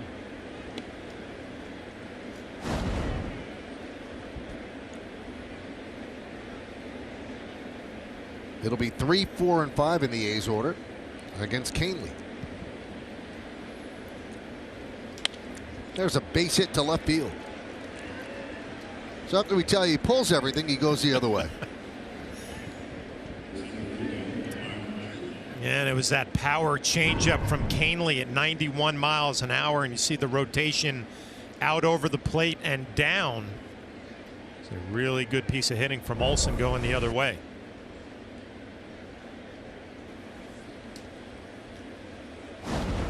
So here's Mark Canha. He's 0 for 2, wrapped into a double play and a fly ball to right.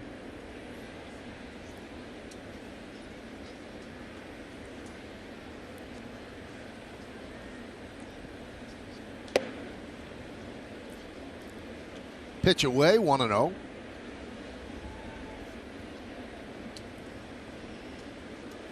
If you're Aaron Boone, you have to feel pretty good. You get to your high leverage relievers with a lead.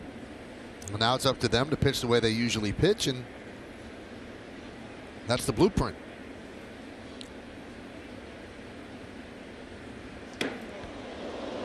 As Canha gets plunked, that'll put runners on first and second and nobody out.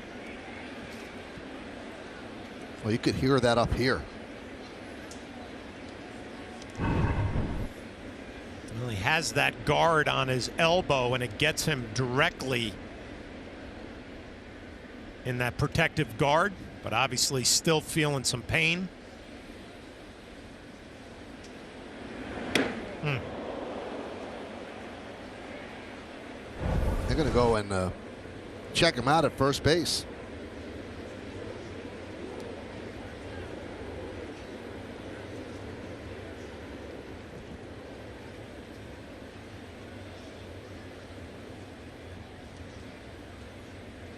Does that seem unusual to you, John, that it hit him straight on the guard and he's still in a bit of discomfort? Obviously, where it got him, you know, you could see his hand almost went numb.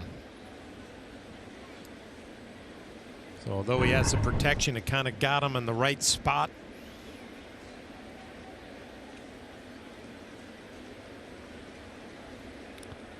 He's going to stay in the game.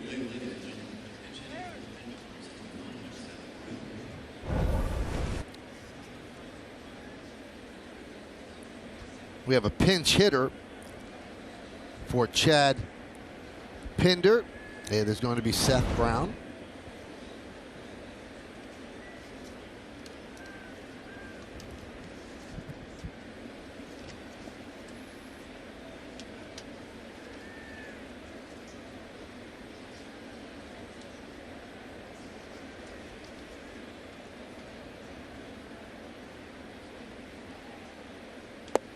Made his major league debut on Monday in Kansas City. What a debut. He had 2 hits, scored twice in an A's win, and his parents and brother were in the stands. A good debut for him. The A's won 3 out of 4 in Kansas City.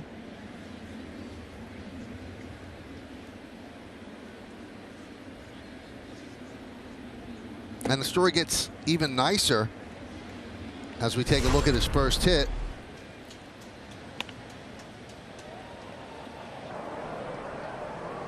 He'll remember it as a line drive. His parents could not fly directly from Oregon to Kansas City, so they had to switch planes in Salt Lake City. And what a surprise. Seth just happened to be there, so they were able to fly to Kansas City together. And that one is wrapped into right center field. That's going to be a base hit. Olsen will score. Canna will go to third, and in second with an RBI double, it's Seth Brown, and it's a 2-2 game.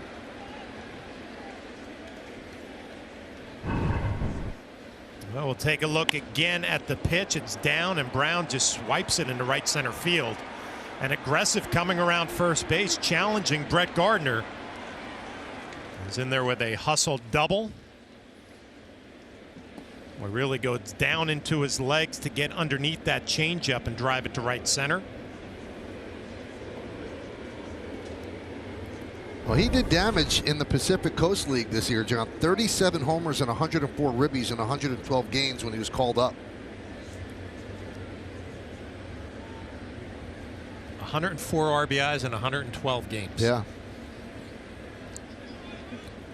Now, this is unusual to see Canely give up a run. He had 7 straight scoreless outings. In fact, in his last 24 games, he had a 1.66 ERA, and opponents hit just 151 against him. Here's Fegley.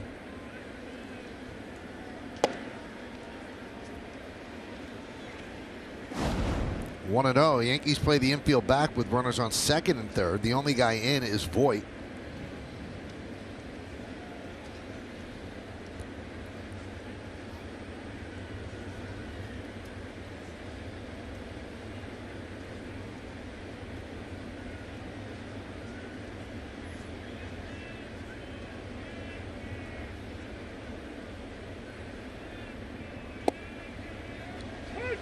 Drops that one in there for a strike. 1-1.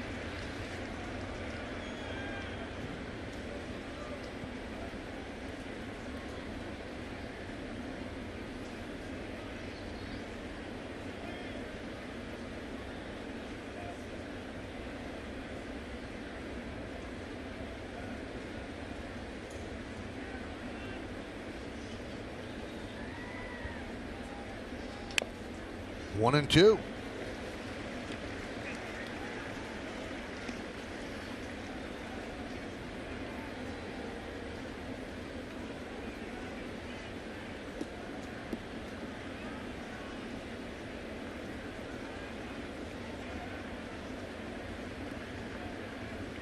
Canely in a position to pick up a strikeout here, first out in the 6th inning. He's thrown 3 changeups in a row. We'll see if he'll get Fegley off of the changeup by trying to elevate a fastball, maybe throwing a fastball in, or if he's going to go back to that changeup again, trying to get a swing and a miss. 2-2. You can tell a lot by the body language of a pitcher, and Canely is frustrated with his mechanics. Yanked that changeup down and away.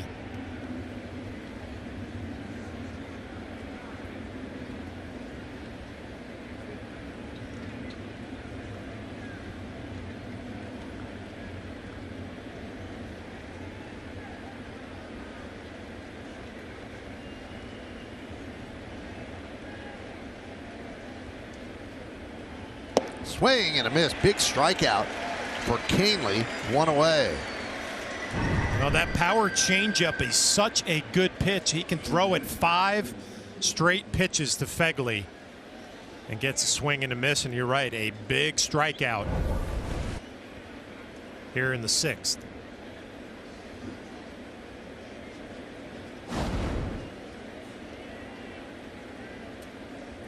So here's Profar.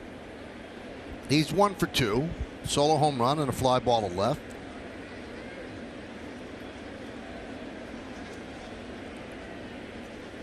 In at the corners, back at short and second. And a strike.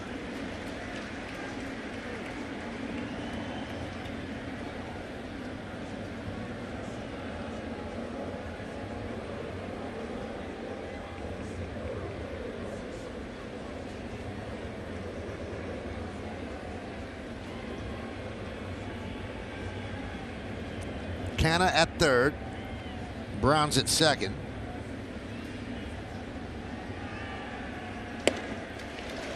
Oh and 2.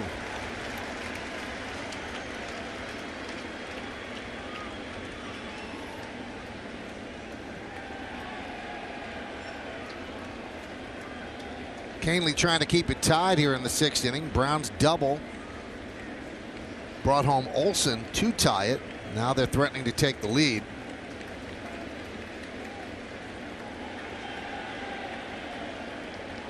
And the 0-2. Got a piece to stay alive. Yeah, it's frustrating as a catcher, Austin Romine, tonight when you get that foul tip on 2 strikes and you just can't hold on. Again, Canely going exclusively with that changeup. The foul ball just off the glove, Austin Romine.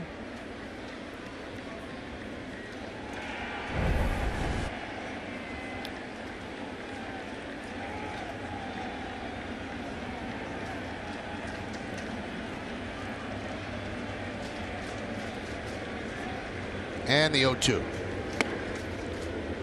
97 upstairs, 1 and 2. Yeah, I love that pitch right there from Canely. He's thrown so many changeups in a row. You want to get Profar off of the velocity, so you elevate at 97. Doesn't have to be a strike, well out of the strike zone, but what you have done if you're Canely and Romine, change eye level and gotten him off of the speed of the changeup.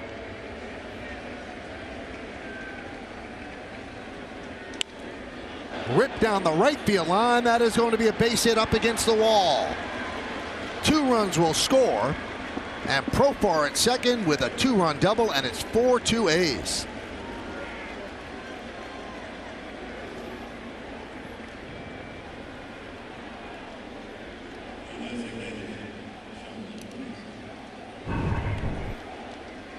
Another changeup, and again you can see it just spin middle of the plate. He got him off of the velocity by showing him the fastball, but not a well located pitch, and Profar having a big night.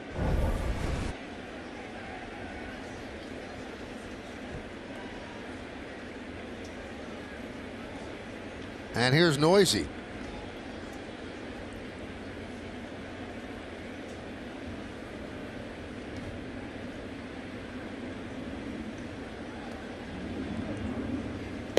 Profar took off from second, kind of got hung up because of himself, and then scampered back to second.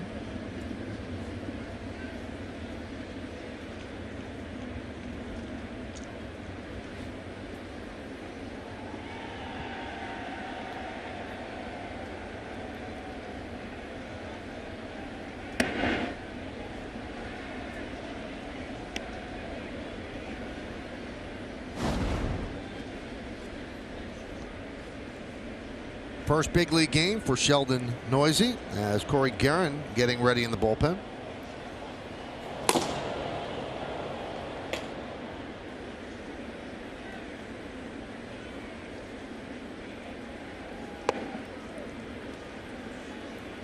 Two and one.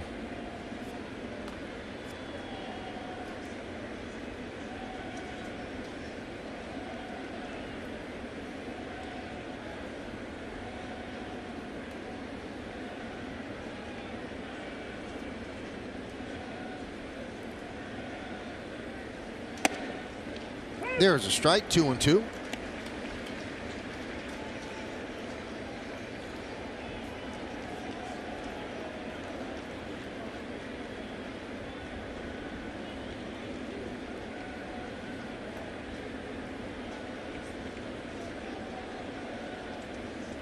Runner at second, one man out, 2-2 count on Noisy.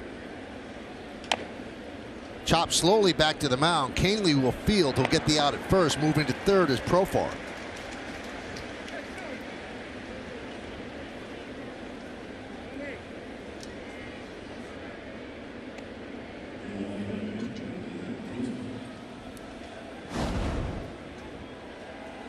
It's going to be interesting to see if the A's have their closer Hendricks available today. He got 5 outs yesterday.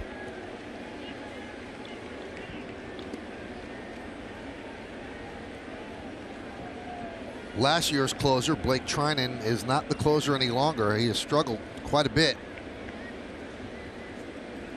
We'll see how the A's try to navigate the final 4 innings. Grossman lofts a high fly ball to right center. Drifting over is Gardner. He's there to make the play, and that'll do it. But the A's take the lead. 3 runs on 3 hits. A big 2-run double by Profar, and they lead 4-2. Time for the Fios fast play of the game, and it involves Luke Voit coming off the IL, John. Well, Luke Voit had a quality rehab assignment in the minor leagues, and he's gotten right back to the major leagues. Keep doing his thing. Base hit to right field, and he'll pull one. It's to the left side of second base. Luke Voit 2 for 2. And just like that, he's leading off. You think that Bill Bolin stumbled into that? Nothing's by accident. He's our producer, by the way. 0-1 on Voit.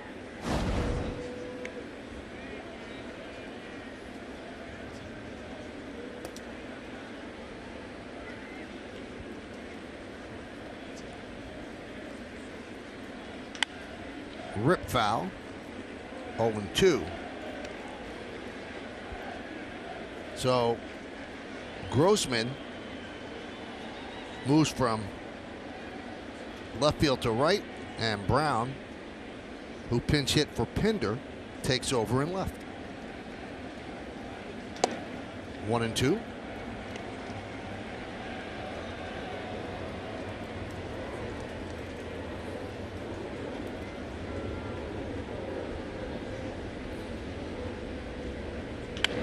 Grounded sharply to Chapman. John, there have been 2 hard hit balls to third that took less than optimum hops, and he just stays with it. His hands are so soft. I mean, that was not an easy play he just made. He makes it look easy, but you think back to the Gary Sanchez ground ball that kind of ate him up. Again, Luke Voit hits this ball right on the nose, 2 hopper. It's to his left a little bit, comes up with a clean. He's got your typical third baseman's throwing arm right over the top. Good 4-seam carry right on the money. Here's Brett Anderson, who is really pitching against type as he deals a strike to Gardner. Guy's never beaten the Yankees. Has one of the highest ERA with that many outings against them, 6.86, and he has a 4-2 lead in the bottom of the 6th inning. This is not what you expect when Brett Anderson's on the mound against the team. Yusmeiro Petit getting ready in the A's bullpen. There's a strike. You know what? Starting pitchers will usually talk after a game about how they made big pitches when they needed to, and I think of that with Anderson tonight. especially in that 4th inning, bases loaded, nobody out, was able to get a double play on Tauchman, trading a run for 2 outs when you felt like he might be in big trouble.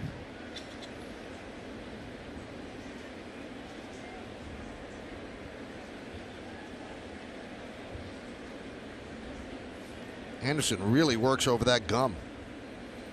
2-2. Still 2-2.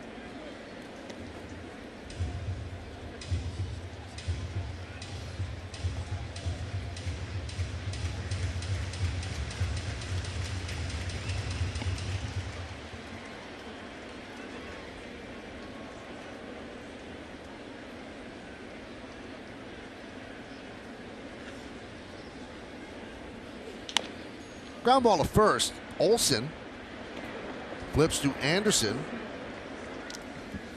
2 down here in the 6th.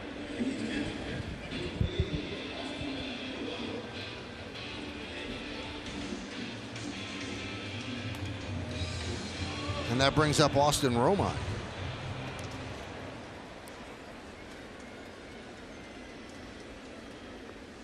Anderson's 31 years old. This is his 11th big league season, and the A's got him on the cheap. He signed a 1-year, $1.5 million deal in spring training.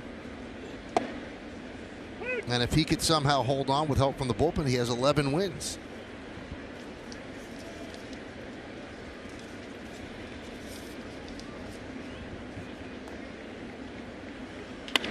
Ground ball to short. Semien. And Anderson has retired 7 in a row as the Yankees go down in order, and we go to the 7th, 4-2 A's.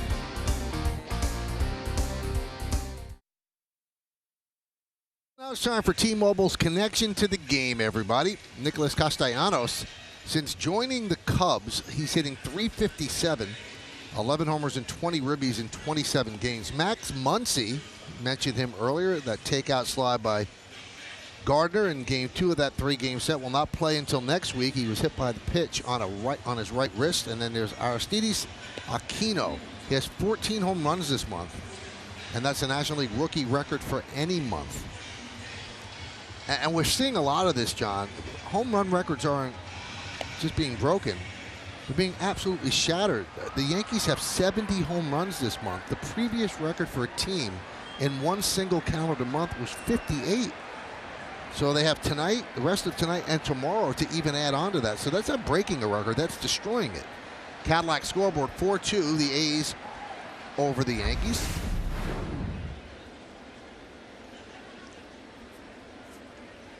Corey Guerin takes over for the Yanks. And it's the top of the A's order. Pitch to Semien is a strike. The numbers with Seattle and New York.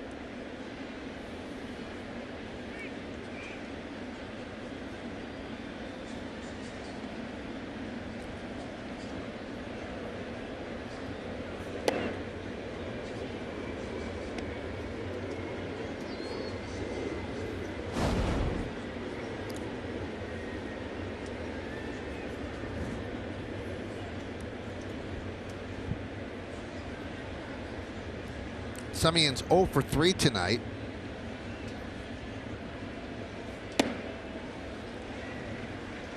One and two. Meredith, you have some word on CC. Well, Michael, you and Flash were right. It was his knee that was bothering. The Yankees just announced that he left with right knee discomfort. So right knee discomfort for CC Sabathia. We'll have more on that in the postgame.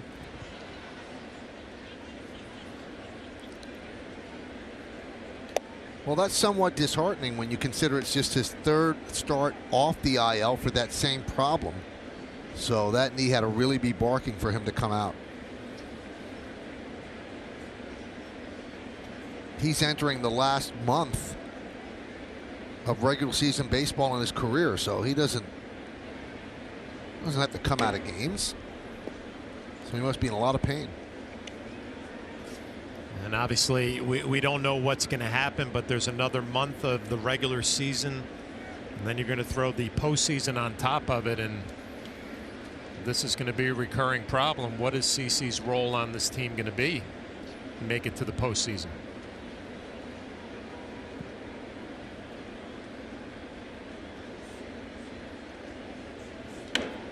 Foul back.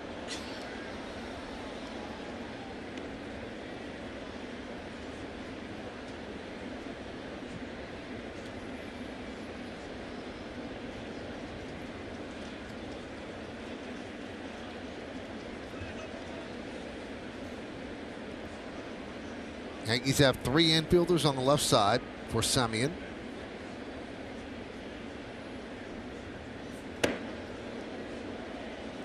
Three and 2.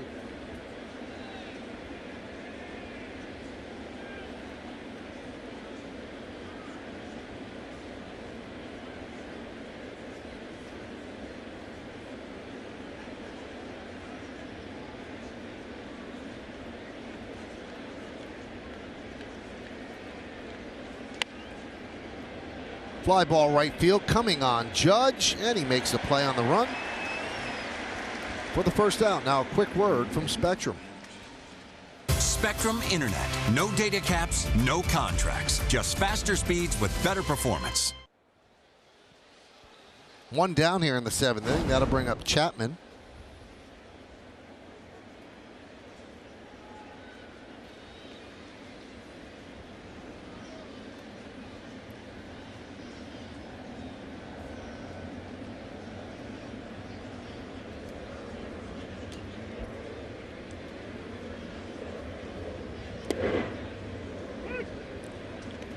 You know, they're honoring Mike Messina on Sunday for his election into the Hall of Fame.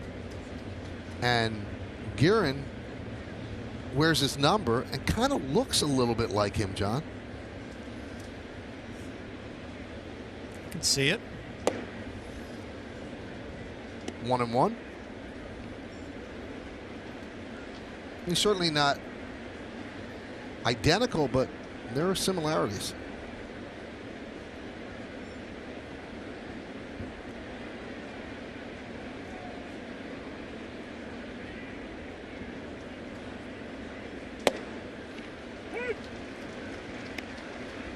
One and 2 on Chapman. Chapman is a no contact night. He's 0 for 2. 2 strikeouts and a walk.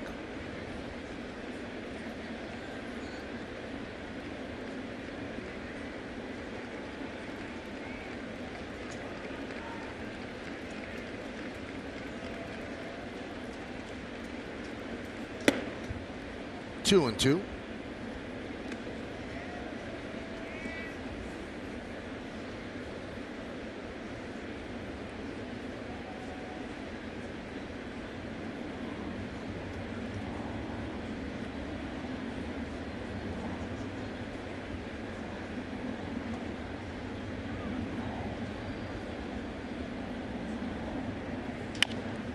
Chop toward third, under the glove of LeMahieu.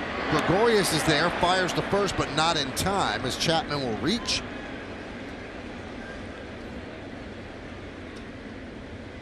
Once it got by LeMahieu, it became a very difficult play. Yeah, it's going to be scored a hit, and you see LeMahieu coming in. Pretty much a do or die play for him. He doesn't come up with it clean, and then you see Didi a little flat-footed. The low throw.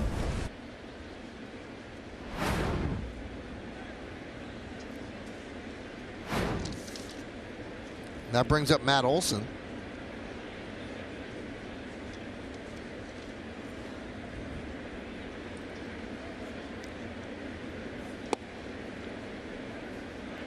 One and 0.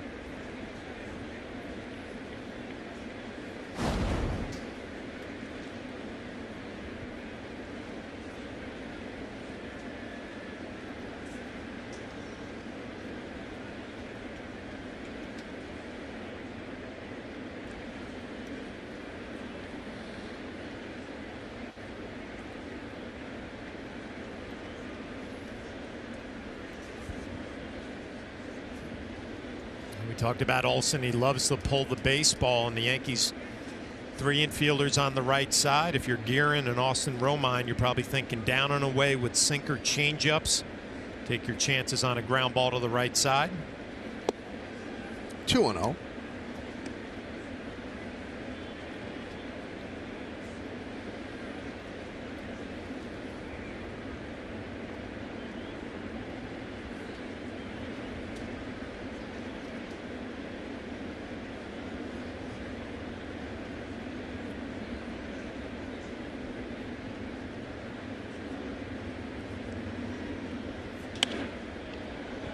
Sky to left field, long run for Tauchman toward the line, and he makes the play, almost overran it.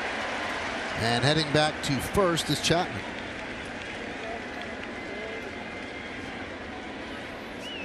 Well, not an easy play for Tauchman right there against a left-handed swinger. You'd expect that ball to slice away from you, and Tauchman with a good bid on it.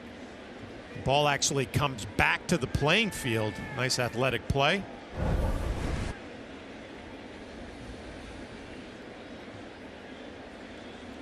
So with 2 outs, that brings up Canna.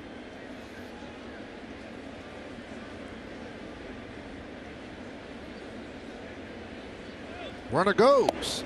Strike, no throw, a stolen base for Chapman.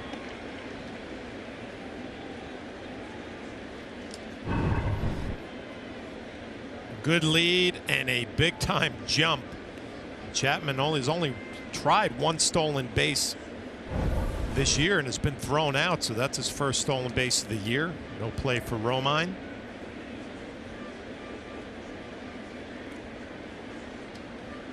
So Chapman in scoring position. An 0-1 count on Canna. Now 0-2.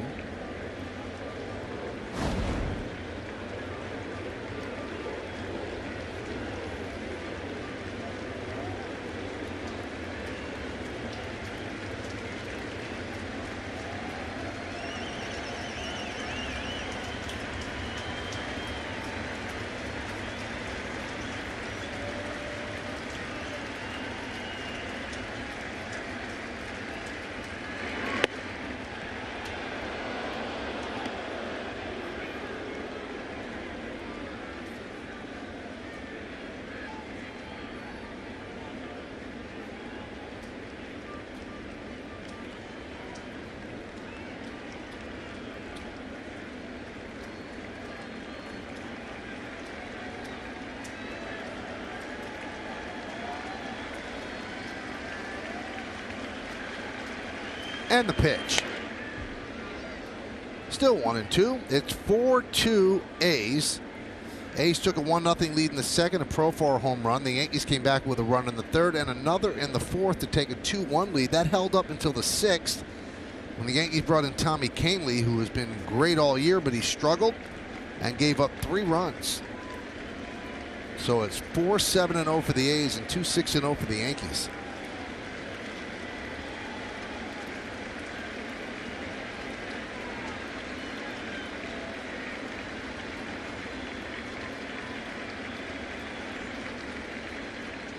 Time is called.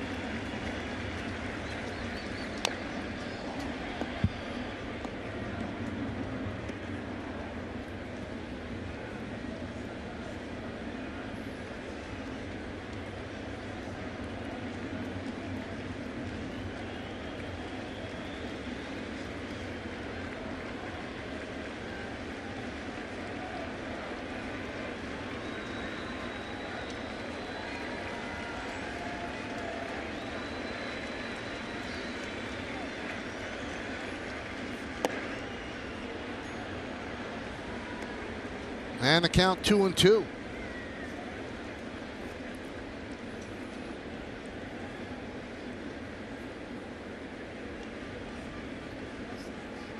Two balls, 2 strikes, 2 outs. Runner at second. A's lead by 2.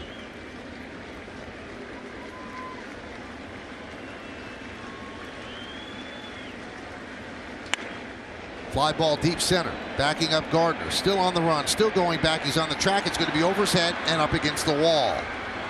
Chapman will score. Canna's going for three. The throw is not in time. An RBI triple for Canna, and it's 5-2 A's.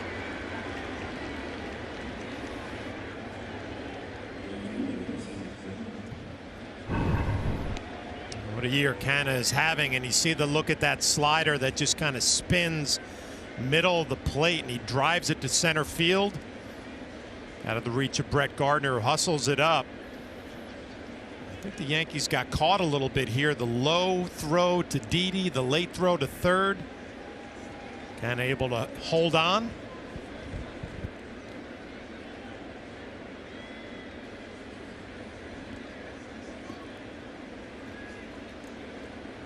LeMahieu tried to reach back and get him after the disconnect, but to no avail. Here is Seth Brown with a runner on third. He pinch hit in the 6th inning. Picked up an RBI double.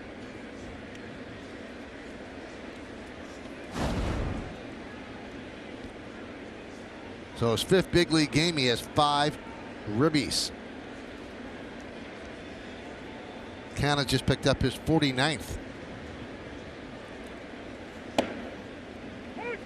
1-1.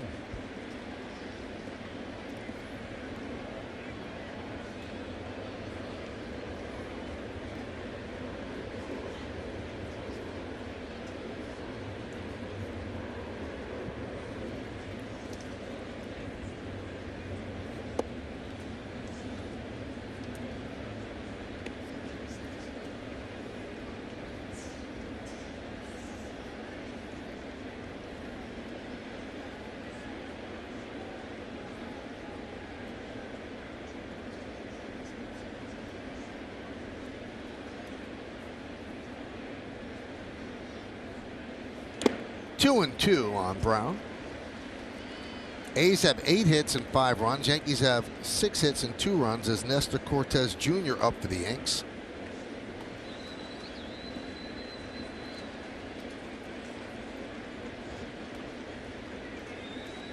Yankee outfield is shallow for Brown.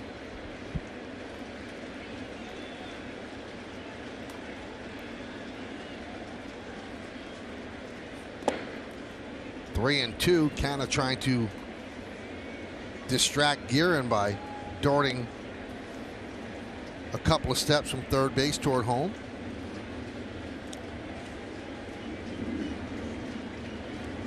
LeMahieu way off the bag, so that gives Canna plenty of room to roam.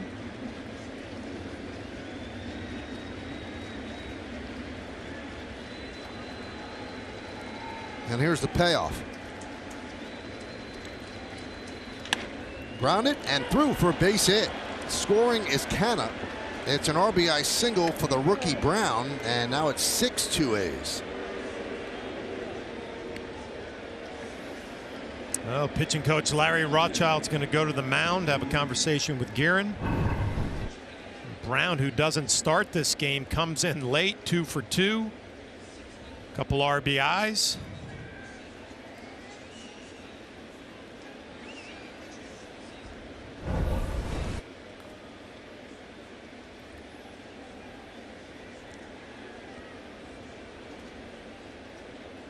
Sabathia gave the Yankees 3 before leaving with some pain in his right knee. Then Sessa, 2 scoreless innings, and Canely ran into trouble in the 6th, and now Corey Guerin having some trouble here in the 7th as the Yankees trail 6-2.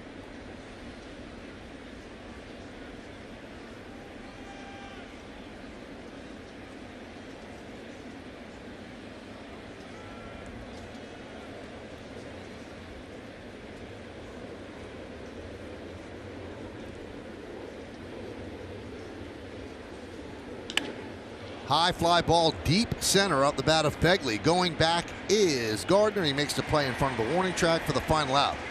But the A's had 2 more runs on 3 hits, no errors, and 1 man left on base. At the end of 6.5 innings of play, it's time for the 7th inning stretch. Oakland leads the Yankees 6-2, but we're going to stay right here as we honor America in the Bronx.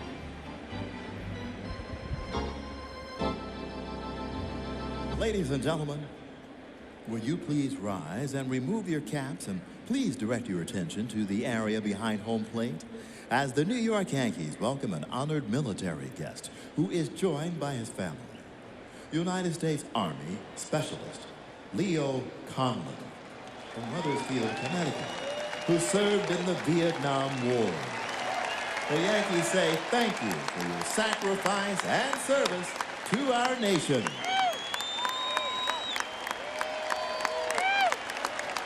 Now, ladies and gentlemen, please join in as Yankee Stadium organist Paul Cartier plays God Bless America.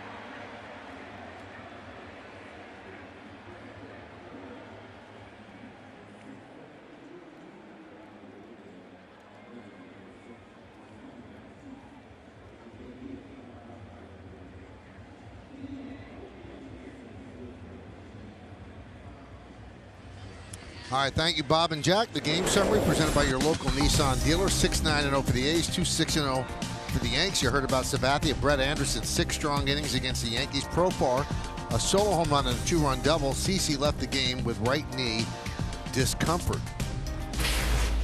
So a new pitcher for the A's, Yusmeiro Petit. And he will face Mike Tauchman. Swings at the first pitch and lofts it sky high to right field. Right there is Profar to make the play. 1 down. How about this stat, John? You see the numbers on Petit, who's having a good year. Brett Anderson came into tonight with an American League leading 54% ground ball percentage. Tonight it was 74%, 17 grounders out of 23 batted balls. Cadillac scoreboard 6-2 A's over the Yanks. Here's LeMahieu. 1 for 2 with a walk. Also scored a run. And a strike. It was a pretty simple formula for Anderson tonight. We talked about how quickly he works, throws a lot of strikes with that sinking fastball, and he got big ground balls when he needed them, and some RBI opportunities.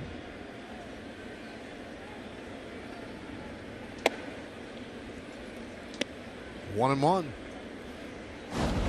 Well, you mentioned Petit having a good year. He leads American League relievers in games pitched. 68th game now tonight.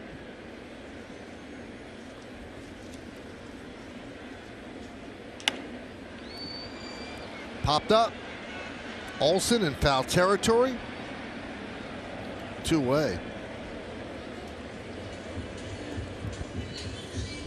As Aaron Judge comes up, we'll take a look at the exit velocity on his first inning single, presented by Spectrum Mobile. Best network, best devices, best value. 115. And that's his 7th hardest hit ball this year.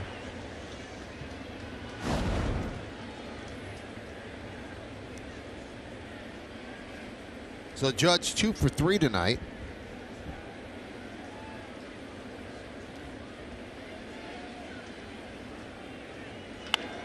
Squibb the other way. Olsen is there, and an easy 1-2 inning for the A's and Petit here in the 7th.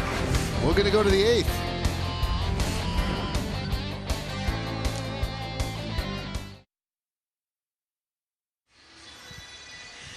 Well, tomorrow night on Yes, star goalkeeper Sean Johnson leads New York City FC West to face off against the Vancouver Whitecaps as their push for the top spot in the Eastern Conference continues. Coverage presented by Etihad Airways begins at 10, and it's only on Yes. Some soccer across the street from the stadium as Nestor Cortez Jr. will pitch in his 26th game this year for the Yanks, as he will pitch the 8th.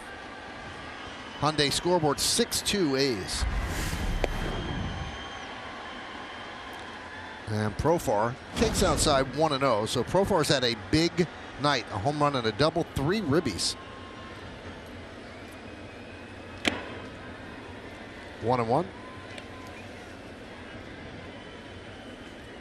Since June 11th, the Yankees have the best record in baseball at 48-23. Then the Indians are next at 46-23. And then the A's at 44-22. 1-2. Yankees came into this game matching their season high, 41 games over 500. They have not been 42 over since September 25th of 2009, and that season they peaked at 46.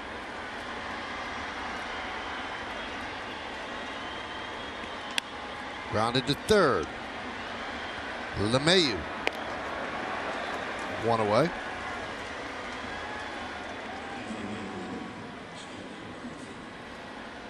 Now, we talked earlier about the battle for best record, John.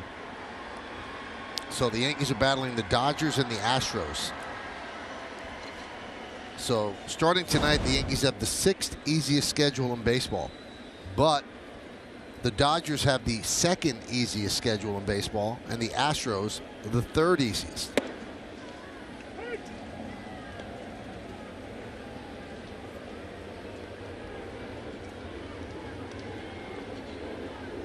Astros lead Toronto 6-1 tonight in the 7th inning.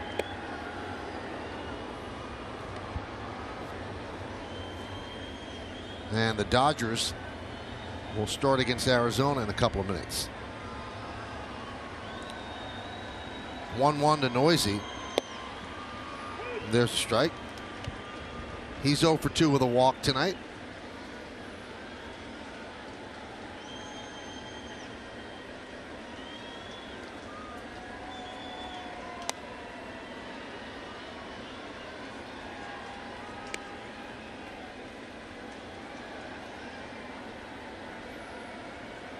Well, it's going to be a different September for manager Aaron Boone than it was last year, where he pretty much had to keep the pedal to the metal all the way down. As Nyy swings and misses. And with such a big lead in the division, obviously playing for the best record, playing for home field. See how it all plays out coming down the month of September.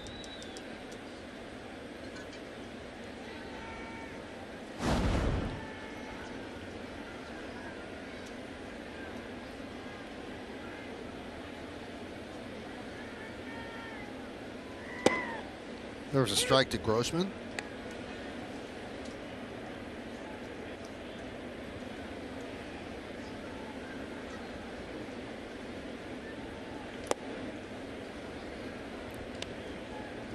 Now the Yankees have a very nice lead over Tampa Bay in the East. Tampa Bay leads Cleveland 4-0. Bottom of the 7th inning at the Trop, and obviously wild card ramifications in that game.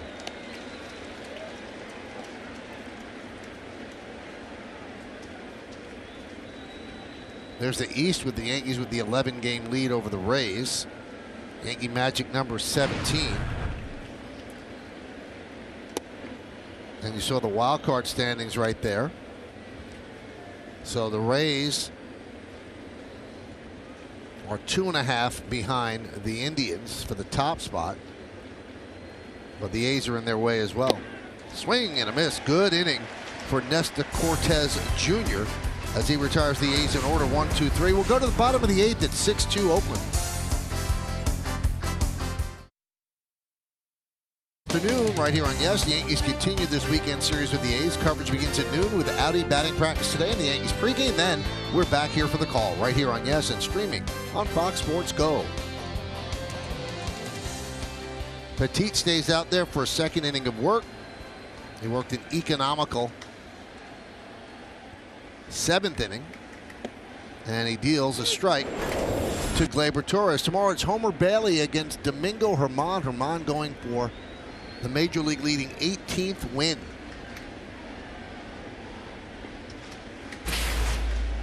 Hyundai scoreboard 6-2. The A's lead the Yanks. Torres drove then Grossman back to the wall in left field. This one is wrapped to left. Foul ball.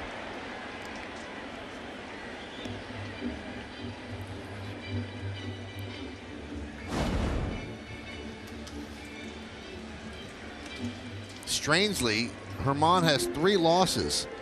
2 of them have come to Homer Bailey.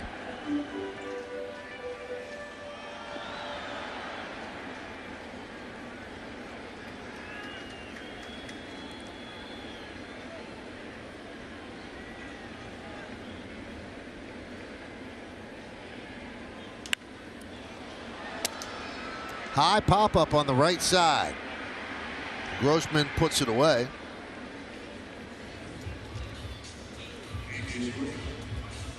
Might have broken that bat.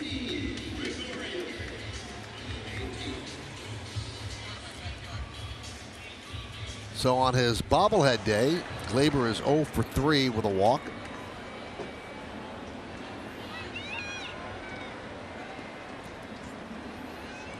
Here's Gregorius.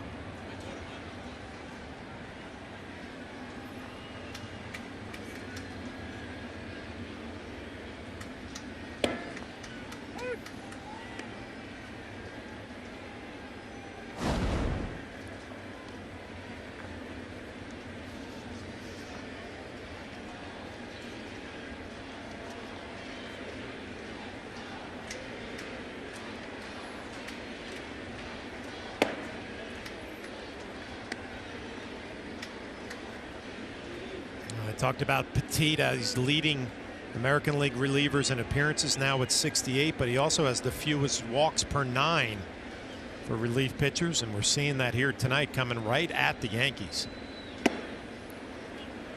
1-2. And 4 quick outs on only 11 pitches so far. 9 strikes, 2 balls.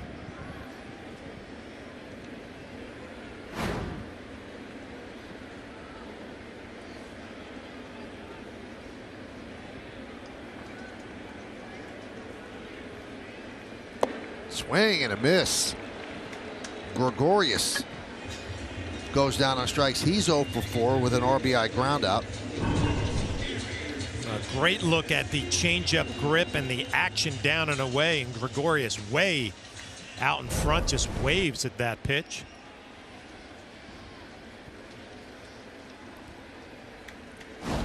Now, it's hard to question anything that Matt Chapman does, John, but have you ever seen a third baseman play deeper than him? Now, I know the Yankees have a lot of strong right-handed batters, but he is right there, essentially on the grass. And obviously with a guy like Sanchez who does not run well at all, Chapman giving himself plenty of time not only to field the ground ball, but a lot of confidence in his throwing arm.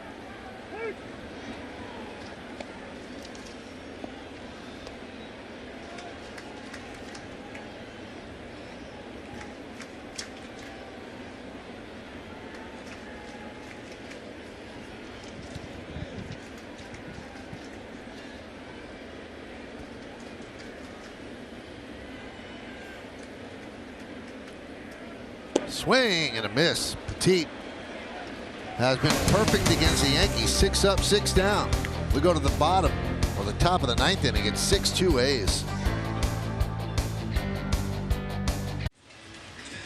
Time for the Coors Light Refreshing Finish. This was the finish to Reggie Jackson's career, October 4th, 1987, back with the A's.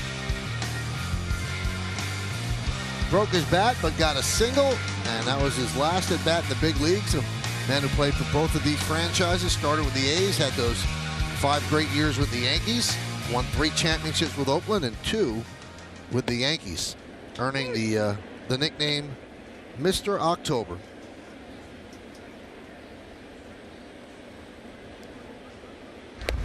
Now, the Yankees don't rally here. They're going to suffer a rare loss to a left-handed starter. The Yankees are 28-14 against southpaws, including 13 straight wins against lefties. The last win by a left-handed starter was Eduardo Rodriguez, July 27th at Boston. With their righty-laden lineup, lefties have a very tough time. That one is drilled to left field. Fair ball, it's gone. It is gone. A home run for Semien, and it's 7-2 A's.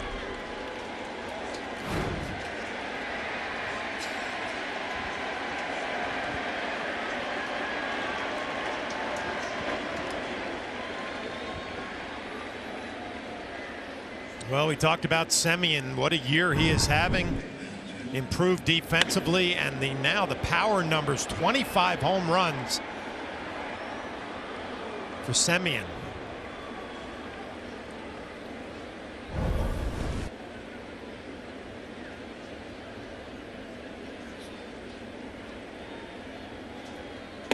Swing and a miss.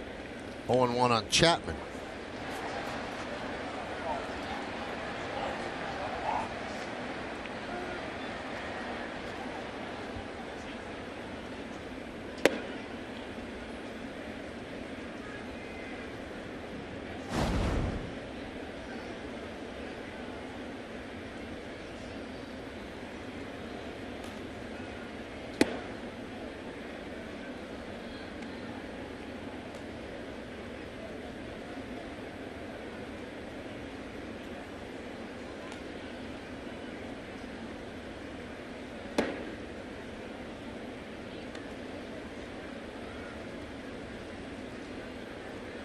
So we've got Trinan and Soria up in the A's bullpen.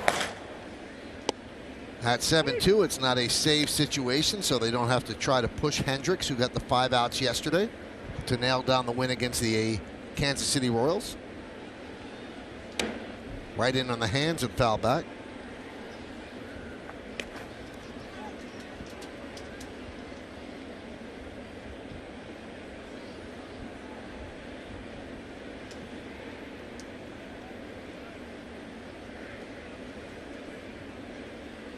Swing and a miss.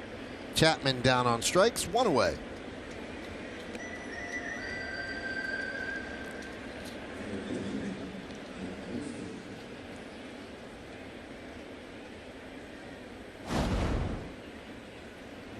Here's Matt Olson. Olson 1 for 3 with a walk.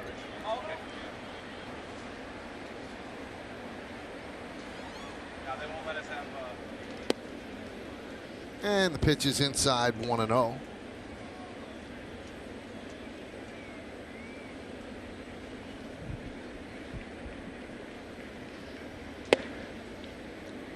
(2-0) on Olson. So Semien's 25th home run of the year puts the A's up by 5 here in the top of the 9th.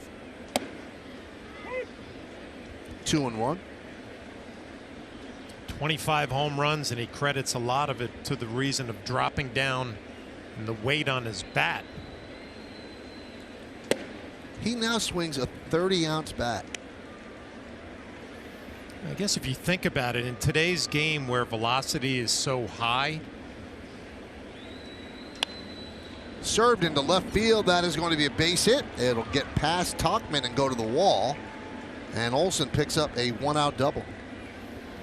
It probably makes sense to drop the weight of your bat, right? Let the pitcher supply all the power and just try to get your bat head to the baseball, as Olson, who usually pulls the ball, going the other way a couple of times tonight.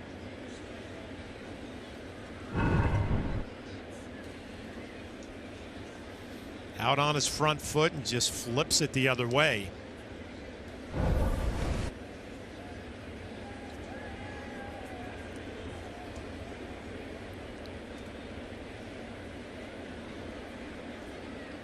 Here's Mark Canha, and he fouls that back.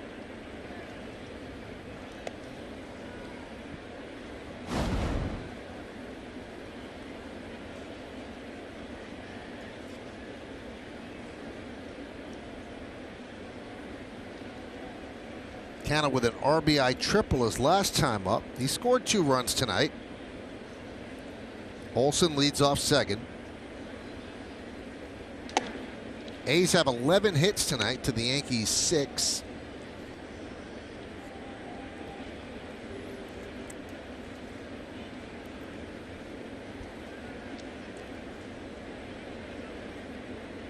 Yankees have 3 against the A's and then 3 against Texas. And then another long road trip. 4 games in Boston, 3 games in Detroit, and 3 games in Toronto.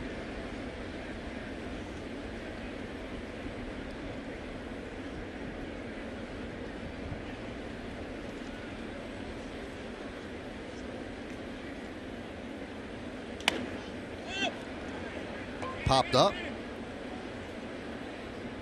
And after tonight, the Yankees have just 11 games remaining at Yankee Stadium in the regular season.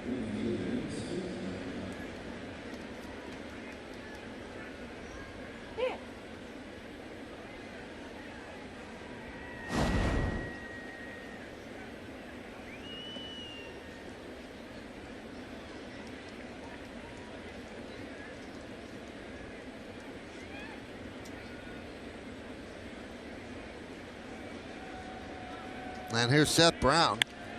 And another base hit for Brown into right center field. That's going to score Olson. And Brown will stop at first. He came into the game to pinch hit in the 6th inning. And he's now 3 for 3 with 3 runs batted in. And it's 8-2 A's. Now facing the lefty Cortez. Not a problem for Brown as he gets that spinning slider over the middle of the plate and is able to drive it into right field. His teammates love it.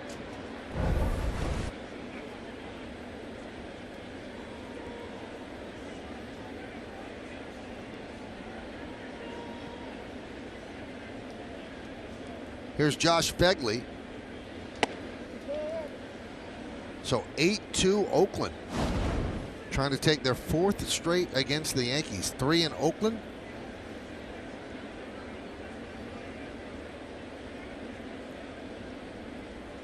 And this first one in New York. 1-1 on Phegley. If you want to look ahead to the bottom of the 9th, the Yankees have Voit, Gardner, and Romine due up.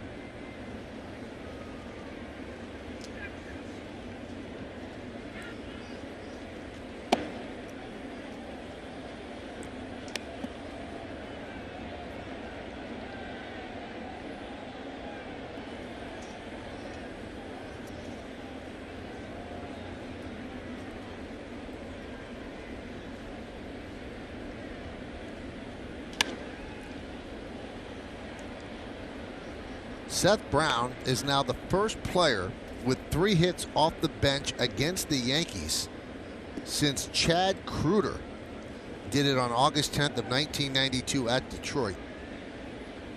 Remember Chad? A teammate of mine.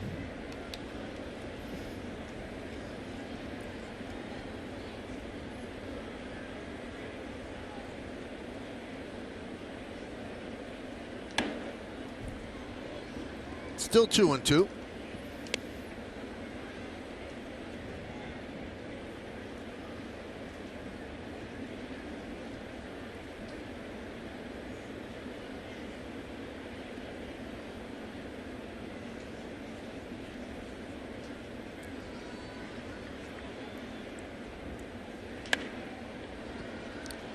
Fouled away. Crowd of 47,265 here at the ballpark tonight.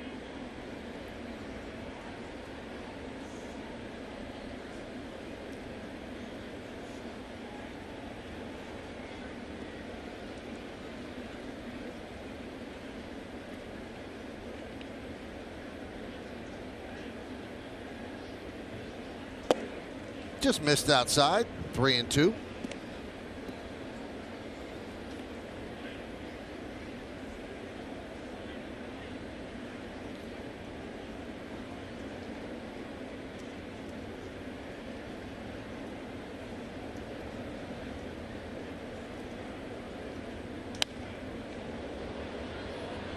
Long foul ball. Makes the seats. And they'll do it again. Blake Trinan's up.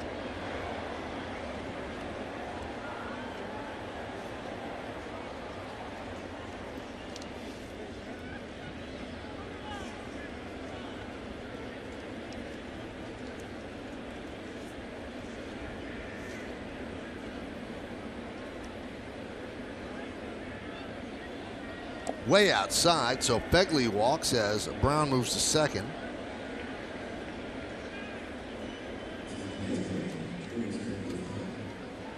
That's two guys just commiserating because there's nobody up in the Yankee bullpen.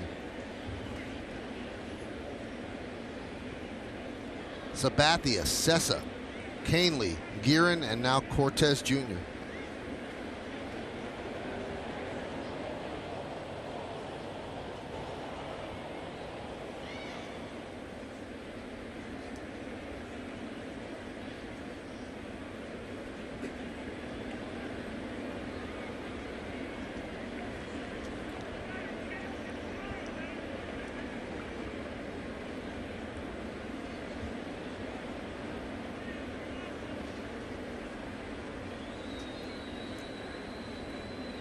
Profar, homer, and a double.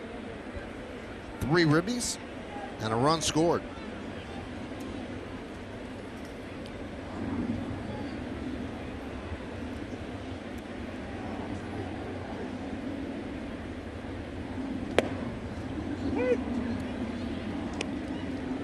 Astros lead Toronto 6-2. Dodgers and the Diamondbacks just underway. It's bottom of the first inning, 0-0. And in the 9th, Tampa Bay leads the Indians 4-0. Now 1-2.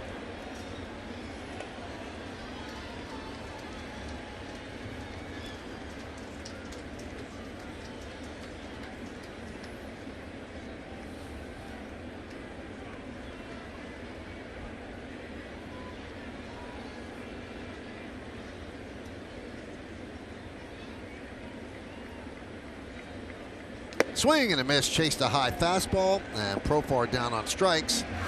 But the A's score 2 runs on 3 hits with 2 men left. Bottom of the 9th coming up, Yankees down by 6.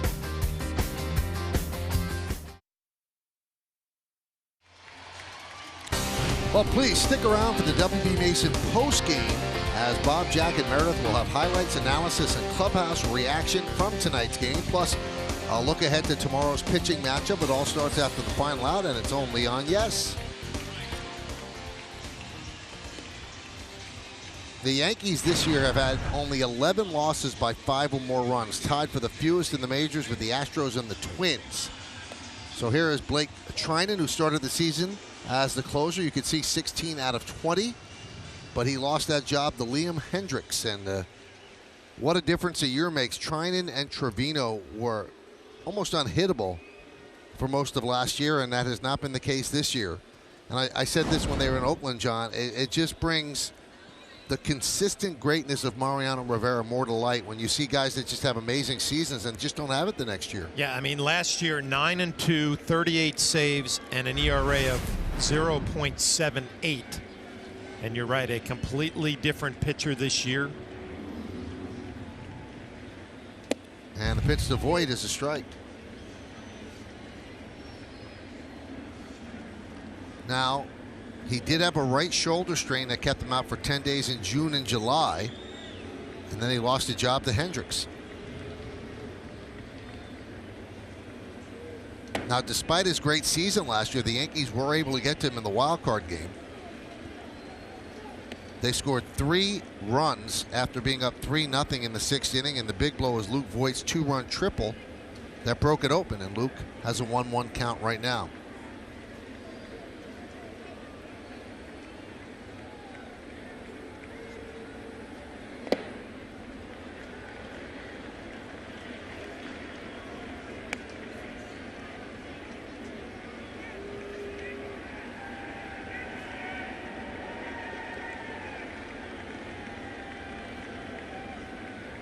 has pitched with the Nationals and now the A's. This is his 6th big league season. He's 31 years old.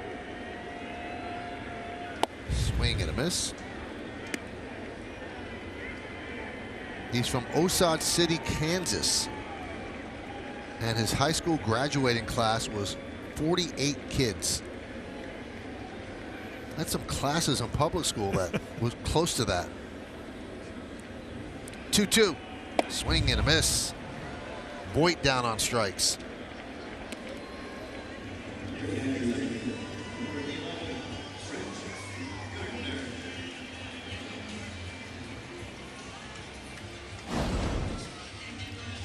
So here's Brett Gardner, 1 for 3 tonight. Single in the 4th inning.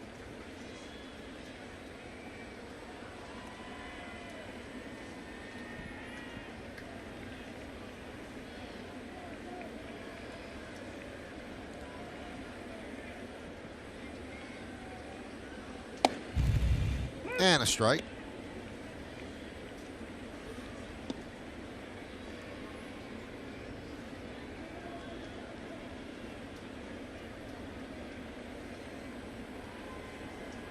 I mentioned it earlier, the Oakland A's playing great baseball in the second half because of the way they swing the bats, and their rotation has been solid. You see Trinan and his 98-mile-an-hour sinker. They're trying to get him back on track here.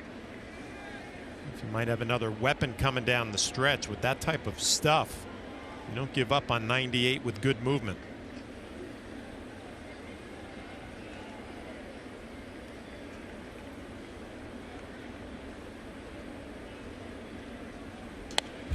One and two.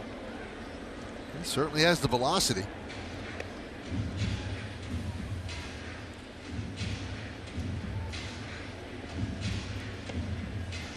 Well, it's over at the Trop as the Rays have shut out the Indians 4-0 to take the first game of that series.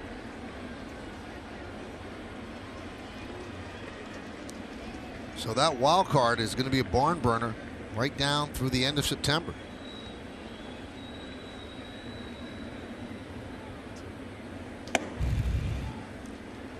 So if the A's can hold on, they'll gain a full game on the Indians, who sit at the top of the wild card. A's are second.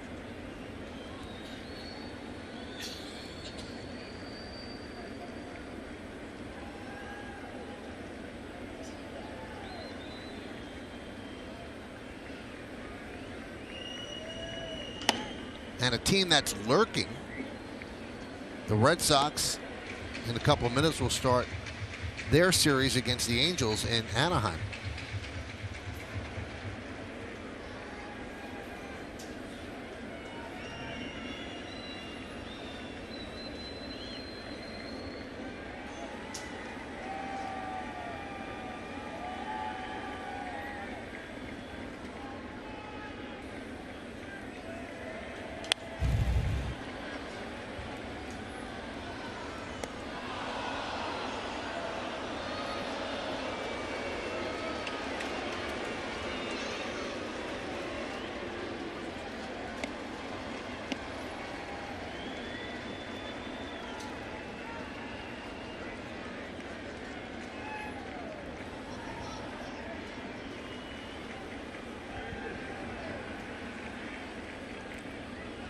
Two. Still 2-2. 8 runs on 12 hits for the A's and 2 runs on 6 hits for the Yanks.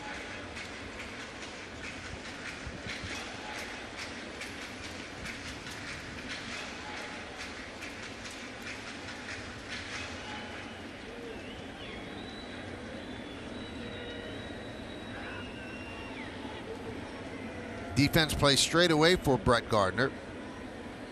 And he swings and misses. 2 away, and the Yankees are down to their final out on this Friday evening.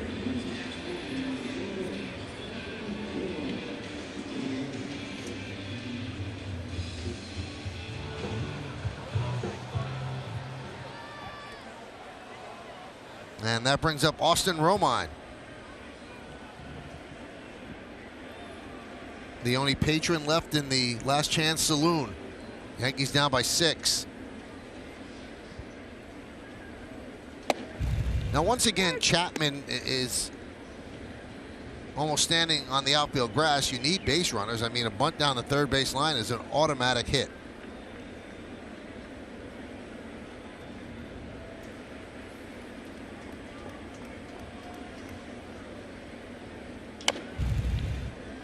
Oh, and 2.